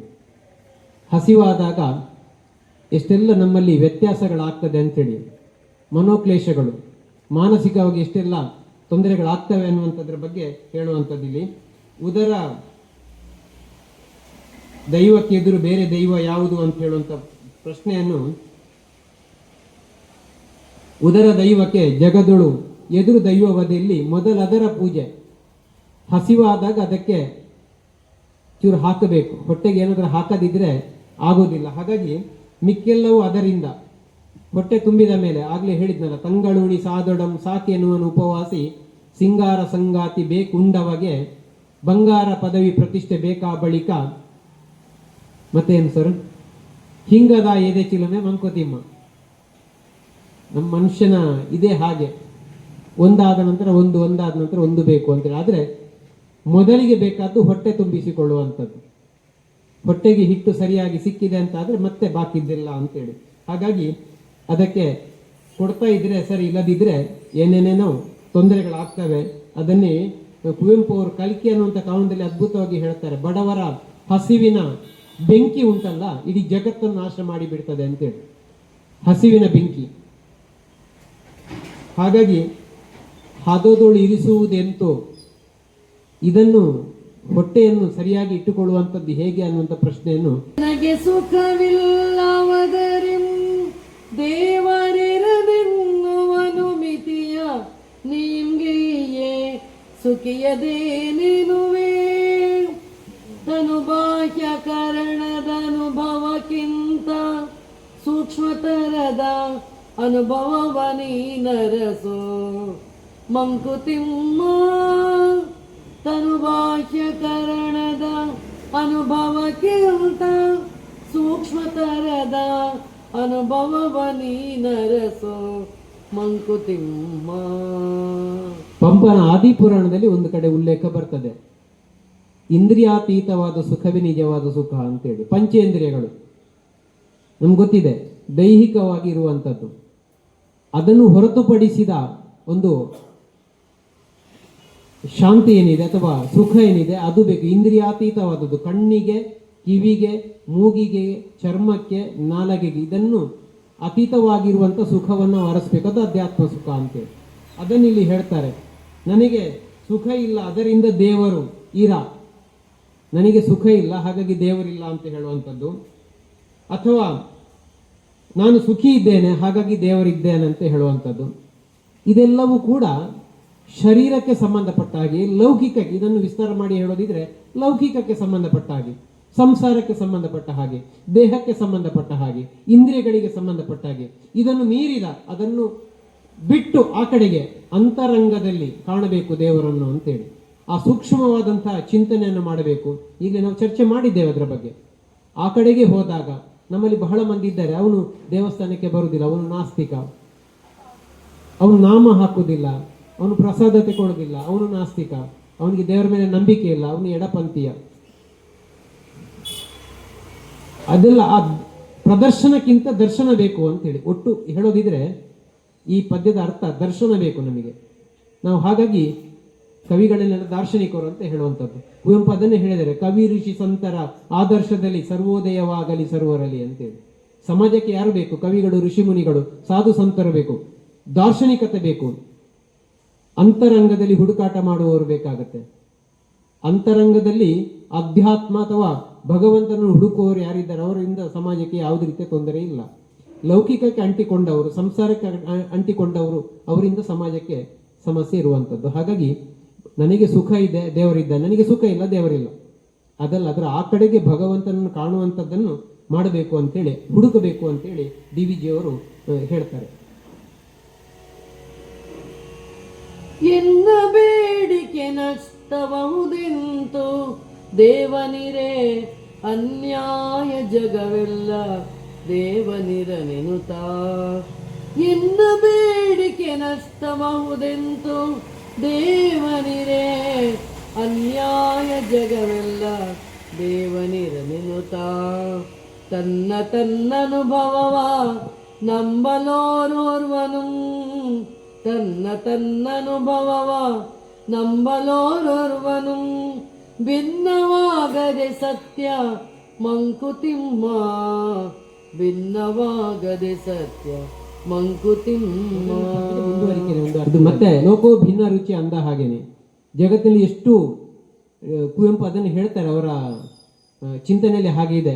ಯಾವುದು ಪಂಚ ಮಂತ್ರಗಳು ಮತ್ತೆ ಸಪ್ತ ಸೂತ್ರಗಳು ಅನ್ನುವಂಥದ್ರಲ್ಲಿ ಇದೆ. ಜಗತ್ತಲ್ಲಿ ಎಷ್ಟು ಸಂಖ್ಯೆ ಜನರಿದ್ದರೂ ಅಷ್ಟು ರೀತಿಯ ಮತಗಳು ಅಂತೇಳಿ. ಮತ ಅಂದರೆ ಅಭಿಪ್ರಾಯಗಳು. ಹಾಗೆಯೇ ದೇವರ ಬಗೆಗಿನ ಅಭಿಪ್ರಾಯಗಳು ಕೂಡ ಹಾಗೇನೆ. ನನಗೆ ನಷ್ಟ ಆಗಲಿಲ್ಲ, ನಷ್ಟ ಆದರೆ ದೇವರಿಲ್ಲ, ನನಗೆ ಒಳಿತಾದರೆ ಲಾಭ ಆದರೆ ದೇವರಿದ್ದಾನೆ ಅಂತ ಹೇಳುವಂಥದ್ದು. ಹಾಗಾಗಿ ಸತ್ಯ ಭಿನ್ನವಾಗುವುದಿಲ್ವೇ ಅಂತೇಳಿ. ಸತ್ಯ ಯಾವುದು? ಸತ್ಯ ಸುಳ್ಳು ಇದೆಯಾ ಜಗತ್ತಿನಲ್ಲಿ? ಸತ್ಯ ಸುಳ್ಳು ಜಗತ್ತಿನಲ್ಲಿ ಇದೆಯಾ ಅಂತೇಳಿ ಎಲ್ಲವೂ ಕೂಡ ಆಯಾ ಸಂದರ್ಭ. ಸತ್ಯ ಯಾವುದು ಅಂತ ಕಾಲದೇಶ ಅಂತ ಹೇಳ್ತೇವೆ ನಾವು. ಕಾಲದೇಶ ಅಂದ್ರೆ ಏನು? ಒಂದು ಕಾಲದ್ದು ಇನ್ನೊಂದು ಕಾಲಕ್ಕೆ ಸರಿ ಆಗ್ತದ? ಇಲ್ಲ. ನಮ್ಮ ಹಿರಿಯರು ಹೇಳಿದ್ದಾರೆ, ರಾತ್ರಿ ಕಸ ಗುಡಿಸಿ ಬಿಸಾಡಬಾರ್ದು ಅಂತೇಳಿ. ಪುಷ್ಪವತಿ ಇವತ್ತಿಗೆ ಅದನ್ನು ಹೇಳ್ತಾರೆ, ಕಸ ಗುಡಿಸಿ ಬಿಸಾಡಬಾರ್ದು. ಆ ಕಾಲದ ಸತ್ಯ ಅದು. ಯಾಕೆ? ಬೆಳಕಿರ್ಲಿಲ್ಲ, ಮನೆ ಗುಡಿಸಲಿರ್ತಿದ್ದದ್ದು. ಇವತ್ತಿಗೆ ಅದು ಸತ್ಯ ಆಗಬೇಕಾಗಿಲ್ಲ. ನಂಬಿಕೆನೇ ಧಾರ್ಮಿಕ ನಂಬಿಕೆ ಒಳಗಡೆ ಬಂದಿದೆ ಅದು ಅಲ್ವಾ? ಕಾಲ ದೇಶ ಅಂದ್ರೆ ಏನು? ದಕ್ಷಿಣ ಕನ್ನಡಕ್ಕೆ ಬಂದಾಗ, ತುಳುನಾಡಿಗೆ ಬಂದಾಗ ಕುಚ್ಚದ ಅಕ್ಕಿ ಊಟ ಮಾಡುವಂತ ಇದು ಇಲ್ಲಿದ್ದು. ಘಟ್ಟದ ಮೇಲೆ ಹೋದಾಗ ರಾಗಿ ಮುದ್ದೆನ ಮತ್ತೊಂದು, ಅದು ಆ ಪ್ರದೇಶಕ್ಕೆ. ಇದು ಕಾಲದೇಶ. ಸತ್ಯ ಯಾವತ್ತು ಹೀಗೆ ಇರ್ತದೆ ಅಂತ ಹೇಳುವಂಥದ್ದು. ಹಾಗಾಗಿ ಈ ಸತ್ಯ ಅನ್ನುವಂಥದ್ದು ಬೇರೆ ಬೇರೆ ರೀತಿ ಆಗುವುದಿಲ್ವೇ ಅನ್ನುವಂಥದ್ದು ದೇವರ ಬಗ್ಗೆನ ಪ್ರಶ್ನೆ ಮಾಡ್ತಾ ಡಿ ವಿ ಜಿಯವರು ಈ ರೀತಿಯ ಚಿಂತನೆಯನ್ನು ಮಾಡ್ತಾರೆ. ದೇವರು ಲಾಭ ನಷ್ಟದ ಹಿನ್ನೆಲೆಯಲ್ಲಿ ದೇವರ ಅಸ್ತಿತ್ವದ ಬಗ್ಗೆ ಯೋಚನೆ ಮಾಡ್ಲಿಕ್ಕೆ ಹೋದ್ರೆ ಸತ್ಯ ಬೇರೆ ಆಗುವುದಿಲ್ವೇ ಅನ್ನುವಂಥದ್ದನ್ನು ಅವರು ಹೇಳುವಂಥದ್ದು. ಬರಿ ಕರ್ಮ ಬರಿ ತರ್ಕ ದೊರಕಿಸದು ಪರಮಾತ್ಮ ದರ್ಶನವ ಬೇಕದಕ್ಕೆ ತಪಸ್ಸು ಪರಿಪೂರ್ಣ ಜೀವನಾನುಭವ ತಾಪದೆ ಪರಿಪೂರ್ಣ ಜೀವನಾನುಭವ ತಾಪದೆ ಮತಿಯು ಪರಿಪಕ್ವವಾಗಲದು ಮಂಕುತಿಮ್ಮ ಪರಿಪಕ್ವವಾಗಲದು ಮಂಕುತಿಮ್ಮ. ದೇವರ ದರ್ಶನ ಮಾಡಿಕೊಂಡ್ರೆ ವಾದ ಮಾಡುವಂಥದ್ದು ಅಥವಾ ಏನು ತಪಸ್ಸು ಮಾಡುವಂಥದ್ದು ಇಂಥದ್ದೆಲ್ಲ ಅದಲ್ಲ, ಅದಕ್ಕೆ ಪಕ್ವತೆ ಆಗಬೇಕು ಅಂತೇಳಿ ನಮ್ಮಲ್ಲಿದೆ. ಅಂದರೆ ಮಕ್ಕಳ ಆಟ, ಚಿಕ್ಕವರಿರುವಾಗ ಮಕ್ಕಳಾಟಿಗೆ, ಮತ್ತೆ ಸ್ವಲ್ಪ ಬೆಳೆದಾಗ ಬೇರೆ ಜವಾಬ್ದಾರಿ, ವಿದ್ಯಾರ್ಥಿ ಜೀವನ, ಅನಂತರ ಸಂಸಾರ ಗೃಹಸ್ಥ ಜೀವನ, ಮುಂದಕ್ಕೆ ವಾನಪ್ರಸ್ಥ ಸನ್ಯಾಸ ಅಂತ ನಿಮ್ಗೆ ಗೊತ್ತಿದೆ. ಹೀಗೆ ಬೇರೆ ಬೇರೆ ರೀತಿಯಲ್ಲಿ ಆ ಹಂತಕ್ಕೆ ಬದುಕು ಪರಿಪಕ್ವ ಆದಾಗ, ಜೀವನಾನುಭವ ಆದಾಗ ಮಾತ್ರ ಅಂಥದ್ದು ದೇವರ ದರ್ಶನ ಪಡೆಯೋದಕ್ಕೆ ಸಾಧ್ಯ ಆಗ್ತದೆ, ಅಥವಾ ದೇವರನ್ನು ಕಂಡುಕೊಳ್ಳೋದಕ್ಕೆ ಅಂದರೆ ಒಳಗಡೆ ಕಂಡುಕೊಳ್ಬೇಕು ನಾವು. ಅಂತಹ ಏನು ಪರಿಪೂರ್ಣವಾದಂಥ ಜೀವನಾನುಭವ ತಾಪ, ಅದರಿಂದ ದೇವರನ್ನು ಕಂಡುಕೊಳ್ಳೋದಕ್ಕೆ ಸಾಧ್ಯ ಆಗ್ತದೆ, ಅಥವಾ ಪರಿಪಕ್ವ ಆಗಬೇಕು ಬದುಕು. ಅದನ್ನೆಲ್ಲ ಅರಗಿಸಿಕೊಂಡ ಮೇಲೆ ನಮಗೆ ಆಧ್ಯಾತ್ಮದ ಅರಿವು ಆಗ್ತದೆ. ಎಲ್ಲರನ್ನೂ ಚಿಕ್ಕ ಮಕ್ಕಳನ್ನು ಅಥವಾ ಹದಿಹರೆಯದವರು ದೇವರ ಬಗ್ಗೆ ಚಿಂತನೆ ಮಾಡಿ ಅಂತ ಹೇಳಿದ್ರೆ ಆಗೋದಿಲ್ಲ. ಅವಾಗ ಬದುಕಿನ ಜವಾಬ್ದಾರಿಗಳು, ಒತ್ತಡಗಳು, ಬೇರೆ ಬೇರೆ ಸಮಸ್ಯೆಗಳು ಎಲ್ಲವೂ ಬರಬೇಕು. ಎಲ್ಲ ಬಂದ ನಂತರ ಮತ್ತೆ ದೇವರನ್ನು ಕಂಡುಕೊಳ್ಳೋದಕ್ಕೆ ಅಥವಾ ಹುಡುಕುವ ಪ್ರಯತ್ನ ಮಾಡುವಂಥದ್ದು ಭಗವಂತ, ಅಥವಾ ಅಂದರೆ ಅದು ಆ ಕಡೆಗೆ ಹೋಗುವಂಥದ್ದು. ಮುಂದೆ ಮುಂದೆ ಹೋದಾಗೇನೆ ಜೀವನ ಅನುಭವದಿಂದ ದೇವರ ದರ್ಶನವನ್ನು ಕಾಣೋದಕ್ಕೆ ಸಾಧ್ಯ ಆಗ್ತದೆ ಅಂತ ಹೇಳುವಂಥದ್ದು ಡಿ ವಿ ಜಿಯವರು ಏನು ಹೇಳುವಂಥ ವಿಚಾರ. ಮುಂದೆ ಭೌತ ವಿಜ್ಞಾನ ವಿವರಗಳಿನೇನಾತ್ಮಂಗೆ ಪ್ರೇತ ಪ್ರಯಾಣ ಕತೆ ಎಂತಿದ್ದೊಡೇನು ಜಾತಿ ನೀತಿ ಸಮಾಜ ವರ್ಗ ಭೇದದಿನೇನು ಘಾತಿಯಿಲ್ಲ ಆತ್ಮಂಗೆ ಮಂಕುತಿಮ್ಮ ಘಾತಿಯಿಲ್ಲ ಆತ್ಮಂಗೆ ಮಂಕುತಿಮ್ಮ. ನಮ್ಮ ಶ್ರೇಣೀಕೃತ ಸಮಾಜ ಅಂತೇಳಿ ಭಾರತೀಯ ಸಂಸ್ಕೃತಿ ಒಳಗಡೆ ಬಂದಿದೆ ಮೊದಲಿಂದಲೂ ಕೂಡ. ಬ್ರಾಹ್ಮಣ, ಕ್ಷತ್ರಿಯ, ವೈಶ್ಯ, ಶೂದ್ರ, ಮತ್ತೆ ಸ್ಪೃಶ್ಯ, ಅಸ್ಪೃಶ್ಯ ಇಂಥದ್ದೆಲ್ಲ ತುಂಬ ವಿಚಾರಗಳಿದ್ದಾವೆ ನಾವು ಚಿಂತನೆ ಮಾಡುವಂಥದ್ದು. ಆದರೆ ಆತ್ಮ ಅನ್ನೋದಕ್ಕೆ ಇದು ಯಾವುದು ಕೂಡ ತೊಂದರೆ ಕೊಡುವುದಿಲ್ಲ ಅಂತ ಹೇಳಿ ಅದೊಂದು ಮಾತಿದೆ ನೋಡಿ. ಇದು ಜನ್ಮನ ಜಾಯತೆ ಶೂದ್ರ ಸಂಸ್ಕಾರಾತ್ ದ್ವಿಜ ಉಚ್ಯತಿ ಅಂತೇಳಿ. ಸಂಸ್ಕಾರ ಯಾವುದಕ್ಕೆ ಬೇಕಾದ? ಆತ್ಮಕ್ಕೆ ಸಂಸ್ಕಾರ ಸಿಗಬೇಕು. ಅವಾಗ ಇದೆಲ್ಲ ಯಾವುದು ಕೂಡ ಹೊಡೆತ ಬೀಳುವುದಿಲ್ಲ ಅನ್ನುವಂಥ ಮಾತನ್ನು ಹೇಳ್ತಾರೆ. ಭೌತ ವಿಜ್ಞಾನ ಅಂದರೆ ಲೌಕಿಕವಾದಂಥ ಭೌತಿಕವಾದಂಥದ್ದು ವಿವರಗಳಿಂದ ಏನು ಆತ್ಮಗೆ, ಅದರಿಂದ ಏನಾಗಬೇಕು? ಪ್ರೇತ ಪ್ರಯಾಣ ಕಥೆ ಎಂತಿರ್ದೊಡೇನು. ಇನ್ನು ಭೂತ ಪ್ರೇತ ಪಿಶಾಚಿ ಅನ್ನುವಂಥದ್ದು ಮುಂದಕ್ಕೆ ಬರ್ತದೆ ನೋಡಿ. ಹಾಗೆ ಜಾತಿ ನೀತಿ ಸಮಾಜ ವರ್ಗ ಭೇದದಿಂದ ಏನು, ಇದೆಲ್ಲ ಯಾವುದು ಕೂಡ ಆತ್ಮನಿಗೆ ತಟ್ಟುವುದಿಲ್ಲ ಅಂತೇಳಿ, ಅದಕ್ಕೆ ಸಂಬಂಧನೇ ಪಟ್ಟದ್ದಲ್ಲ. ಆತ್ಮ ಒಂದೇ ಅಂತ ಹೇಳುವಂಥದ್ದು. ಚೈತನ್ಯ, ಜೀವ ಚೈತನ್ಯ ಏನಿದೆ ನಮ್ಮೊಳಗಡೆ, ಇದು ಶರೀರ ಬರೀ ಒಂದು ಏನು ಹೊರಗಿನ ಒಂದು ಕವಚ ಅಷ್ಟೇ. ಆದರೆ ಒಳಗಿರುವಂಥ ಆತ್ಮನಿಗೆ ಯಾವ ಜಾತಿ ಇಲ್ಲ, ಯಾವ ಧರ್ಮ ಇಲ್ಲ, ಯಾವ ಭಾಷೆ ಇಲ್ಲ, ಯಾವ ದೇಶನೂ ಇಲ್ಲ. ಇದನ್ನೆಲ್ಲ ಮೀರಿ ಇರುವಂಥದ್ದು. ಅದು ಯಾವುದು ಕೂಡ ಆ ಅಸಮಾನತೆ ಅಥವಾ ಅಸ್ಪೃಶ್ಯತೆ ಅನ್ನುವಂಥದ್ದು ಯಾವುದು ಬರುವುದಿಲ್ಲ. ಆತ್ಮವನ್ನು ನಾವು ಆತ್ಮ ಉದ್ಧಾರಕ್ಕೋಸ್ಕರ ಬದುಕನ್ನು ಕ್ರಮಿಸ್ತಾ ಹೋದದ್ದೇ ಅಂತ ಆದರೆ ಖಂಡಿತವಾಗಿ ಕೂಡ ಅದು ಒಳ್ಳೆಯದು ಅನ್ನುವಂಥ ಮಾತನ್ನು ಅವರು ಹೇಳ್ತಾರೆ. ಕಣ್ಣಿಂದ ಕಾಣುವನೆ ಅರಿಯುವಂ ಸೋಂಕಿಂದೆ ಬಿಸಿಲು ತಣಿವುಗಳ ನರನುಮಂತೆಯೇ ಮನಸ್ಸಿನನುಭವದಿ ಕಾಣುವನು ಪರಸತ್ವ ಮಹಿಮೆಯನು ಮಂಕುತಿಮ್ಮ ಪರಸತ್ವ ಮಹಿಮೆಯನು ಮಂಕುತಿಮ್ಮ. ದೇವರ ಬಗ್ಗೆ ಕಾಣುವನೆ. ಕಣ್ಣು ಕಾಣದವನಿಗೆ ಸೂರ್ಯ ಚಂದ್ರರು, ಈನ ಚಂದ್ರರು, ಸೂರ್ಯ ಚಂದ್ರರನ್ನು ಕಣ್ಣಿಂದ ಕಾಣಲಿಕ್ಕೆ ಆಗ್ತದ? ಇಲ್ಲ. ಅರಿಯುವ ಸೋಂಕಿಂದೆ ಬಿಸಿಲು ತನಿವುಗಳ, ಅದರ ಸ್ಪರ್ಶದಿಂದ ಅವನಿಗೆ ಗೊತ್ತಾಗುತ್ತೆ. ಉರಿ ಆದರೆ ಅದು ಸೂರ್ಯ, ತಂಪಾದರೆ ಚಂದ್ರ ಅಂತ ಹೇಳುವಂಥದ್ದು ಅನುಭವ ಅದು. ಹಾಗಾಗಿ ನರನು ಅಂತೆಯೇ ಮನುಷ್ಯರು ಎಲ್ಲ ಅಂಗಾಂಗಗಳು ಸರಿ ಇರುವವರು ಕೂಡ ಅಥವಾ ಕಣ್ಣು ಕಾಣುವವರು ಪ್ರತಿಯೊಬ್ಬರು ಕೂಡ ಈ ಆಸ್ತಿಕರು ಅಂದ್ರೆ ಹೇಗೆ ಅಂತ ಕೇಳಿದರೆ, ನರನು ಅಂತೆಯೇ ಮನಸ್ಸಿನ ಅನುಭವದಿ ಕಾಣುವನು. ಮನಸ್ಸಿನ ಅನುಭವದಿಂದ ಒಂದು ಮಾನಸಿಕತೆ, ಅದು ಆ ಮಾನಸಿಕತೆಯ ಮೂಲಕ ಪರಸತ್ವ ಮಹಿಮೆಯನ್ನು ಕಾಣ್ತಾನೆ, ಆಧ್ಯಾತ್ಮವನ್ನು ಕಾಣ್ತಾನೆ, ಪರಮಾರ್ಥವನ್ನು ಅರ್ಥೈಸುವಂತ ಪ್ರಯತ್ನ ಮಾಡೋದಕ್ಕೆ ಸಾಧ್ಯ ಆಗುತ್ತೆ. ಹೊರತಾಗಿ ಲೌಕಿಕದ ನೆಲೆಯಿಂದ ಅಲ್ಲ ಅನ್ನುವಂಥ ವಿಚಾರವನ್ನು ಹೇಳ್ತಾರೆ. ಹಾಗಾಗಿ ಅಂತರಂಗದ ಭಾವನೆಗಳು ಬೇಕು, ಅಂತಹ ನಂಬಿಕೆ ಬೇಕು. ಬಹುಶಃ ನಾವೆಲ್ಲ ಇವತ್ತು ಈಗಾಗಲೇ ಪ್ರಸ್ತಾಪ ಮಾಡಿದ ಹಾಗೆಯೇ ನೂರಾರು ದೈವಗಳು ಅಥವಾ ನೂರಾರು ದೇವರುಗಳು, ಈ ರೀತಿ ಬೇರೆ ಬೇರೆ ನಂಬಿಕೆಗಳೇನಿದೆ ಎಲ್ಲವೂ ಕೂಡ ನಮ್ಮ ಅಂತರಂಗದ ಸ್ಫುರಣೆಯಿಂದ ಬಂದಿರುವಂಥದ್ದು. ನಮಗೆ ಒಳಿತಾಗುತ್ತೆ, ಒಳ್ಳೆಯದಾಗುತ್ತೆ ಅನ್ನುವಂಥ ನಂಬಿಕೆ ಬಹಳ ಮುಖ್ಯ ಅನ್ನುವಂಥದ್ದು. ಮಣಿಮಂತ್ರ ತಂತ್ರ ಸಿದ್ಧಿಗಳ ಸಾಕ್ಷ್ಯಗಳೇಕೆ ಮನಗಾಣಿಸಲು ನಿನಗೆ ದೈವದ ಅದ್ಭುತವಾ. ಮನುಜರೊಳಗಾಗ ತೋರ್ಪ ಮಹನೀಯ ಗುಣ ವನುವಾದ ಬೊಮ್ಮನದು ಮಂಕುತಿಮ್ಮ. ಮನುಜರೊಳಗಾಗ ತೋರ್ಪ ಮಹನೀಯ ಗುಣವನುವಾದ ಬೊಮ್ಮನದು ಮಂಕುತಿಮ್ಮ. ದೇವರಿಲ್ಲ ಇಲ್ಲಿ ಅಥವಾ ಇದ್ದಾನೆಂದ್ರೆ ಹೇಗೆ ಕಂಡುಕೊಳ್ಳುವುದು ಎಲ್ಲವಾಯ್ತು. ಈಗ ಒಂದು ಈ ಪದ್ಯದಲ್ಲಿ ನಮಗೆ ಹಾಗಾದ್ರೆ ಕಾಣುವಂತ ದೇವರು ಯಾರು? ಮಣಿ ಮಂತ್ರ ತಂತ್ರ ಸಿದ್ಧಿಗಳ ಸಾಕ್ಷ್ಯಗಳೇಕೆ ಅಂತ ಕೇಳ್ತಾರೆ. ದೇವರನ್ನು ಕಾಣೋದಕ್ಕೆ ಇದೆಲ್ಲ ಬೇಕಾ ಅನ್ನುವಂಥ ಒಂದು ಪ್ರಶ್ನೆ ಎತ್ತುತ್ತಾರೆ. ಜೊತೆಗೆ ಮನಗಾಣಿಸಲು ನಿನಗೆ ದೈವದ ಅದ್ಭುತವ, ದೈವಗಳ ಅದ್ಭುತವನ್ನು ಕಾಣಿಸೋದಕ್ಕೆ ಇಂಥದ್ದೆಲ್ಲ ಬೇಕಾ?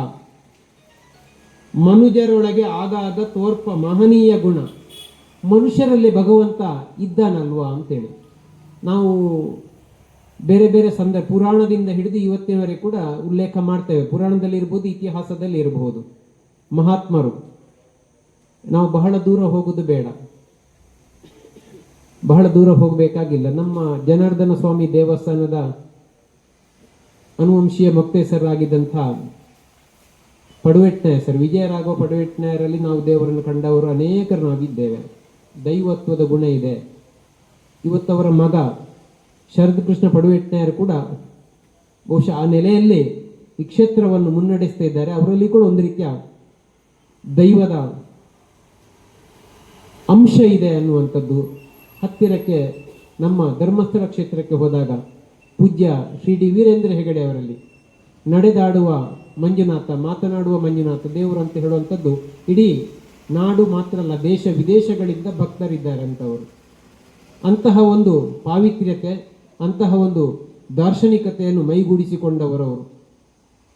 ಹಾಗಾಗಿ ಅಥವಾ ರಾಮ ಇರಬಹುದು, ಕೃಷ್ಣ ಇರಬಹುದು, ನಮಗೆ ಭಗವಂತನ ದಶಾವತಾರ, ಮತ್ಸ್ಯಾವತಾರ, ಕೂರ್ಮಾವತಾರ, ವರಾಹ ಅವತಾರ, ನರಸಿಂಹಾವತಾರ, ವಾಮನ ಅವತಾರ, ಪರಶುರಾಮ, ರಾಮ, ಕೃಷ್ಣ, ಬುದ್ಧ, ಕಲ್ಕಿ, ದಶಾವತಾರಗಳ ವಿಚಾರ ಮಾಡ್ತೇವೆ. ಆಗಾಗ ಭಗವಂತ ಮನುಷ್ಯ ರೂಪದಲ್ಲಿ ಅವತರಿಸಿ ಬರ್ತಾನೆ ಅಂತೇಳಿ ಭಗವದ್ಗೀತೆಯಲ್ಲಿ ಕೂಡ ಯದಾ ಯದಾ ಹಿ ಧರ್ಮಸ್ಯ, ನಾನು ಪೂರ್ತಿ ಹೇಳಲಿಕ್ಕೆ ಹೋಗೋದಿಲ್ಲ, ಗುರುಗಳಿದ್ದಾರೆ ಇಲ್ಲಿ ಅಲ್ವಾ, ಆಗಾಗ ಹುಟ್ಟಿ ಬರ್ತೇನೆ ಅಂತ ಹೇಳುವಂಥದ್ದು. ಎಲ್ಲಿ ಅಧರ್ಮ ಆಗುತ್ತೆ, ಎಲ್ಲಿ ತೊಂದರೆ ಆಗುತ್ತೆ ಅಂತ ಸಂದರ್ಭದಲ್ಲಿ ನಾನು ಅವತಾರ ಎತ್ತಿಕೊಂಡು ಬರ್ತೇನೆ ಅಂತ ಹೇಳುವಂಥದ್ದು. ಮನುಷ್ಯರಲ್ಲಿ ಇಂತಹ ಮಹನೀಯ ಗುಣಗಳು ಆಗಾಗ ಕಾಣಿಸಿಕೊಳ್ತೇವೆ. ಅಲ್ಲಿ ಭಗವಂತನನ್ನು ಕಾಣುವಂತೇಳಿ ಡಿ ವಿ ಜಿ ಅವರು ನಮಗೊಂದು ಸಮಾಧಾನದ ಉತ್ತರವನ್ನು ಕೊಡ್ತಾರೆ.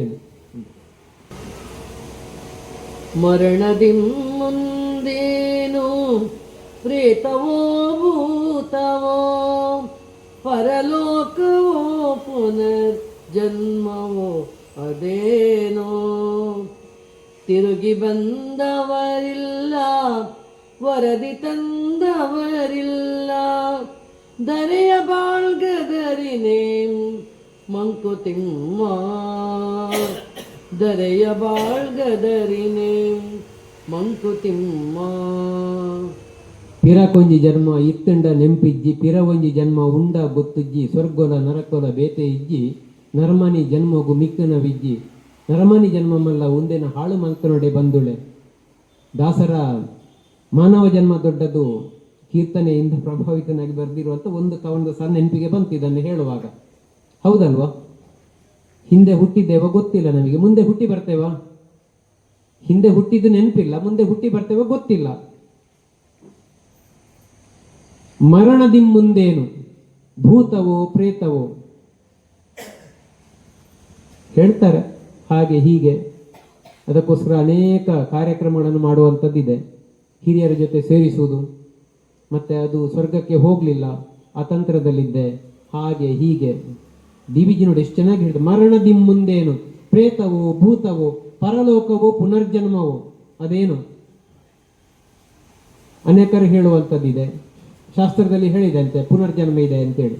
ಹೌದು, ಕೆಲವೊಮ್ಮೆ ಹಾಗೆ ಅನ್ನಿಸ್ತದೆ ನೋಡಿ. ಮಳೆಗಾಲ ಆರಂಭ ಆಗಿದೆ, ಸಾಕಷ್ಟು ಆಕಾಶದಿಂದ ನೀರು ಬೀಳ್ತಾ ಉಂಟು, ಹರಿತಾ ಹೋಗ್ತದೆ, ಸಮುದ್ರ ಸೇರ್ತದೆ. ಬೇಸಿಗೆಯಲ್ಲಿ ಮತ್ತೆ ಅದು ಆವಿಯಾಗಿ ಆಕಾಶಕ್ಕೆ ಹೋಗ್ತದೆ, ಮತ್ತೆ ಮಳೆಯಾಗಿ ಬರ್ತದೆ. ಪುನರಪಿ ಜನನ ಪುನರಪಿ ಮರಣ.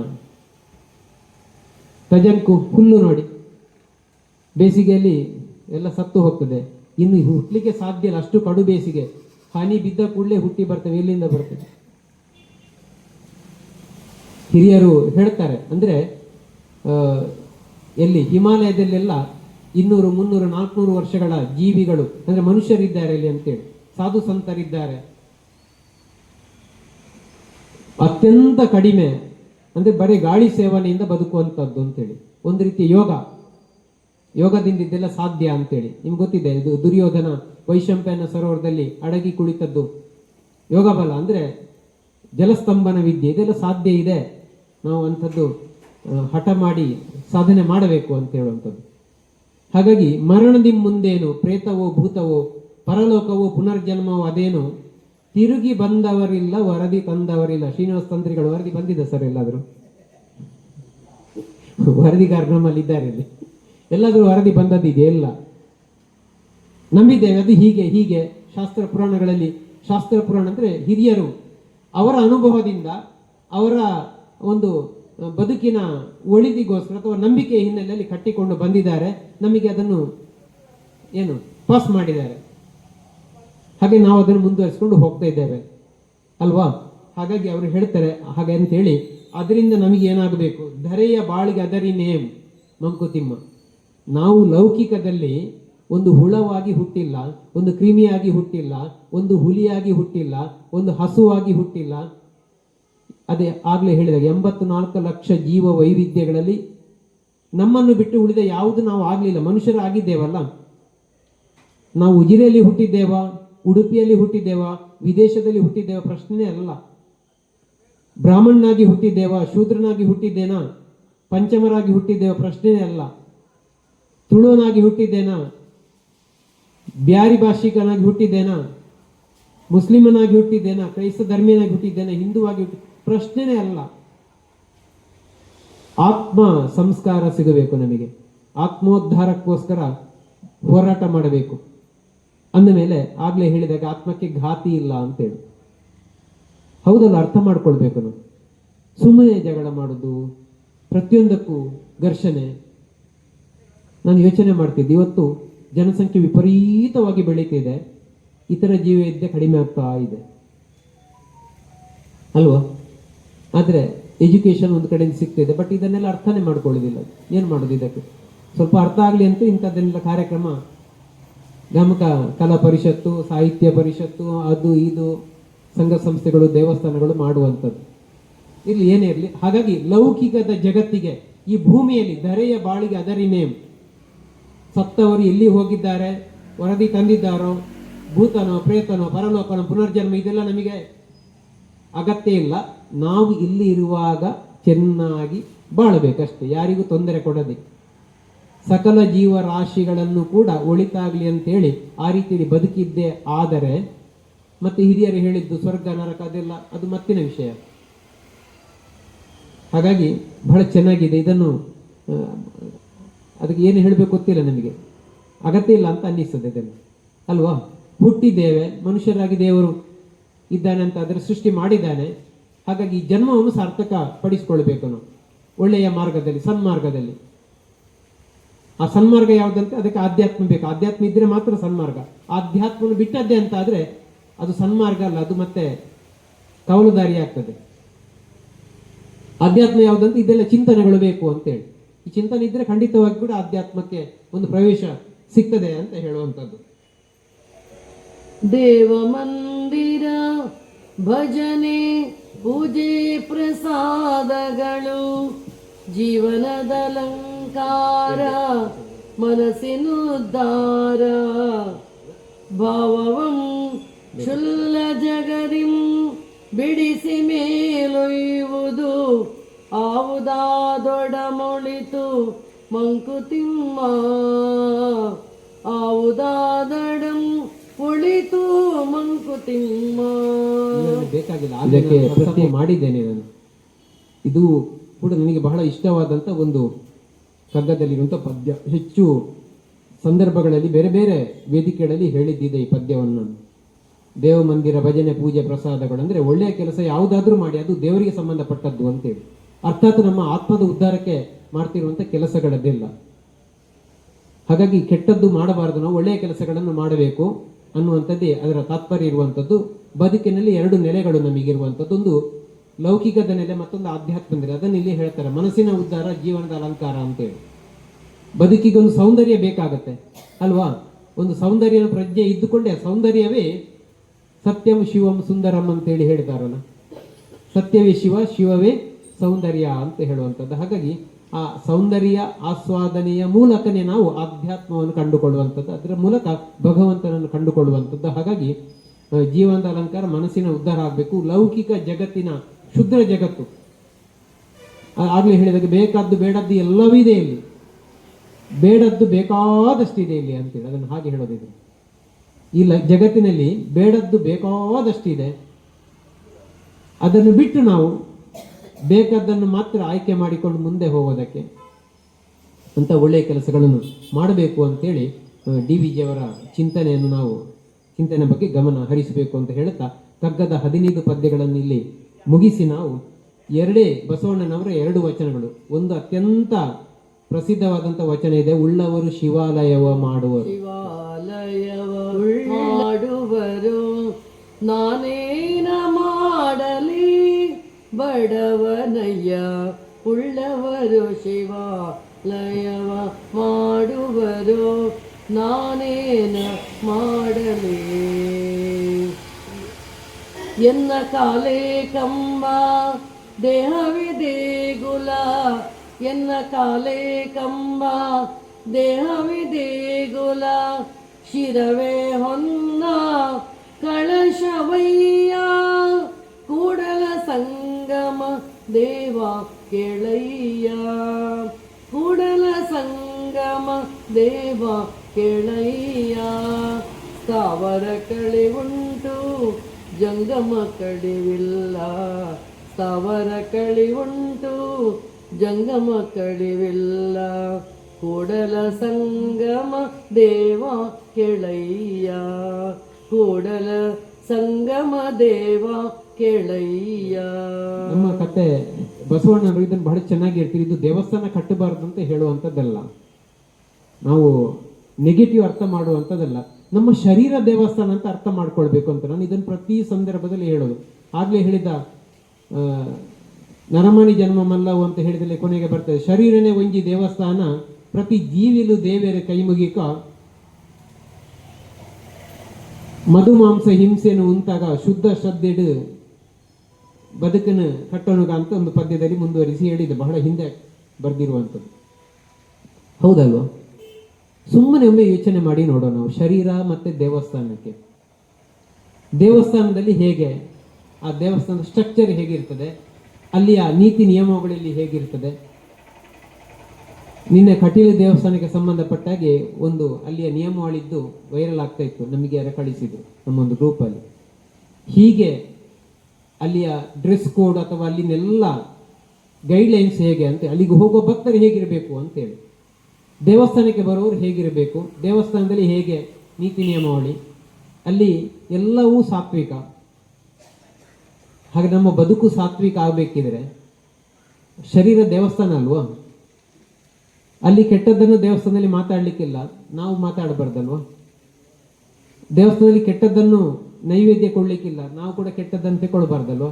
ಕೆಟ್ಟದ್ದನ್ನು ಕುಡಿಬಾರ್ದು, ಕೆಟ್ಟದ್ದನ್ನು ತಿನ್ನಬಾರ್ದು, ಕೆಟ್ಟದ್ದನ್ನು ಆಡಬಾರ್ದು, ಕೆಟ್ಟದ್ದನ್ನು ನೋಡಬಾರ್ದು, ಕೆಟ್ಟದ್ದನ್ನು ಮಾಡಬಾರ್ದು. ಎಷ್ಟು ಬೇಕಾದ್ರೂ ವಿಸ್ತಾರ ಮಾಡಬಹುದು.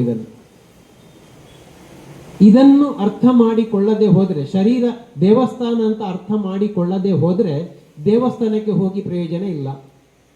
ದೇವಸ್ಥಾನದಲ್ಲಿ ಯಾವುದೇ ಪೂಜೆ ಪುನಸ್ಕಾರಗಳನ್ನು ಮಾಡಿ ಪ್ರಯೋಜನ ಇಲ್ಲ. ನಮಗೆ ಗೊತ್ತಿದೆ, ವಚನಕಾರರು ಅಥವಾ ಕೀರ್ತನೆಕಾರರು, ದಾರ್ಶನಿಕರಲ್ಲಿ ಇದನ್ನ ಸಾಕಷ್ಟು ಹೇಳಿದ್ದಾರೆ.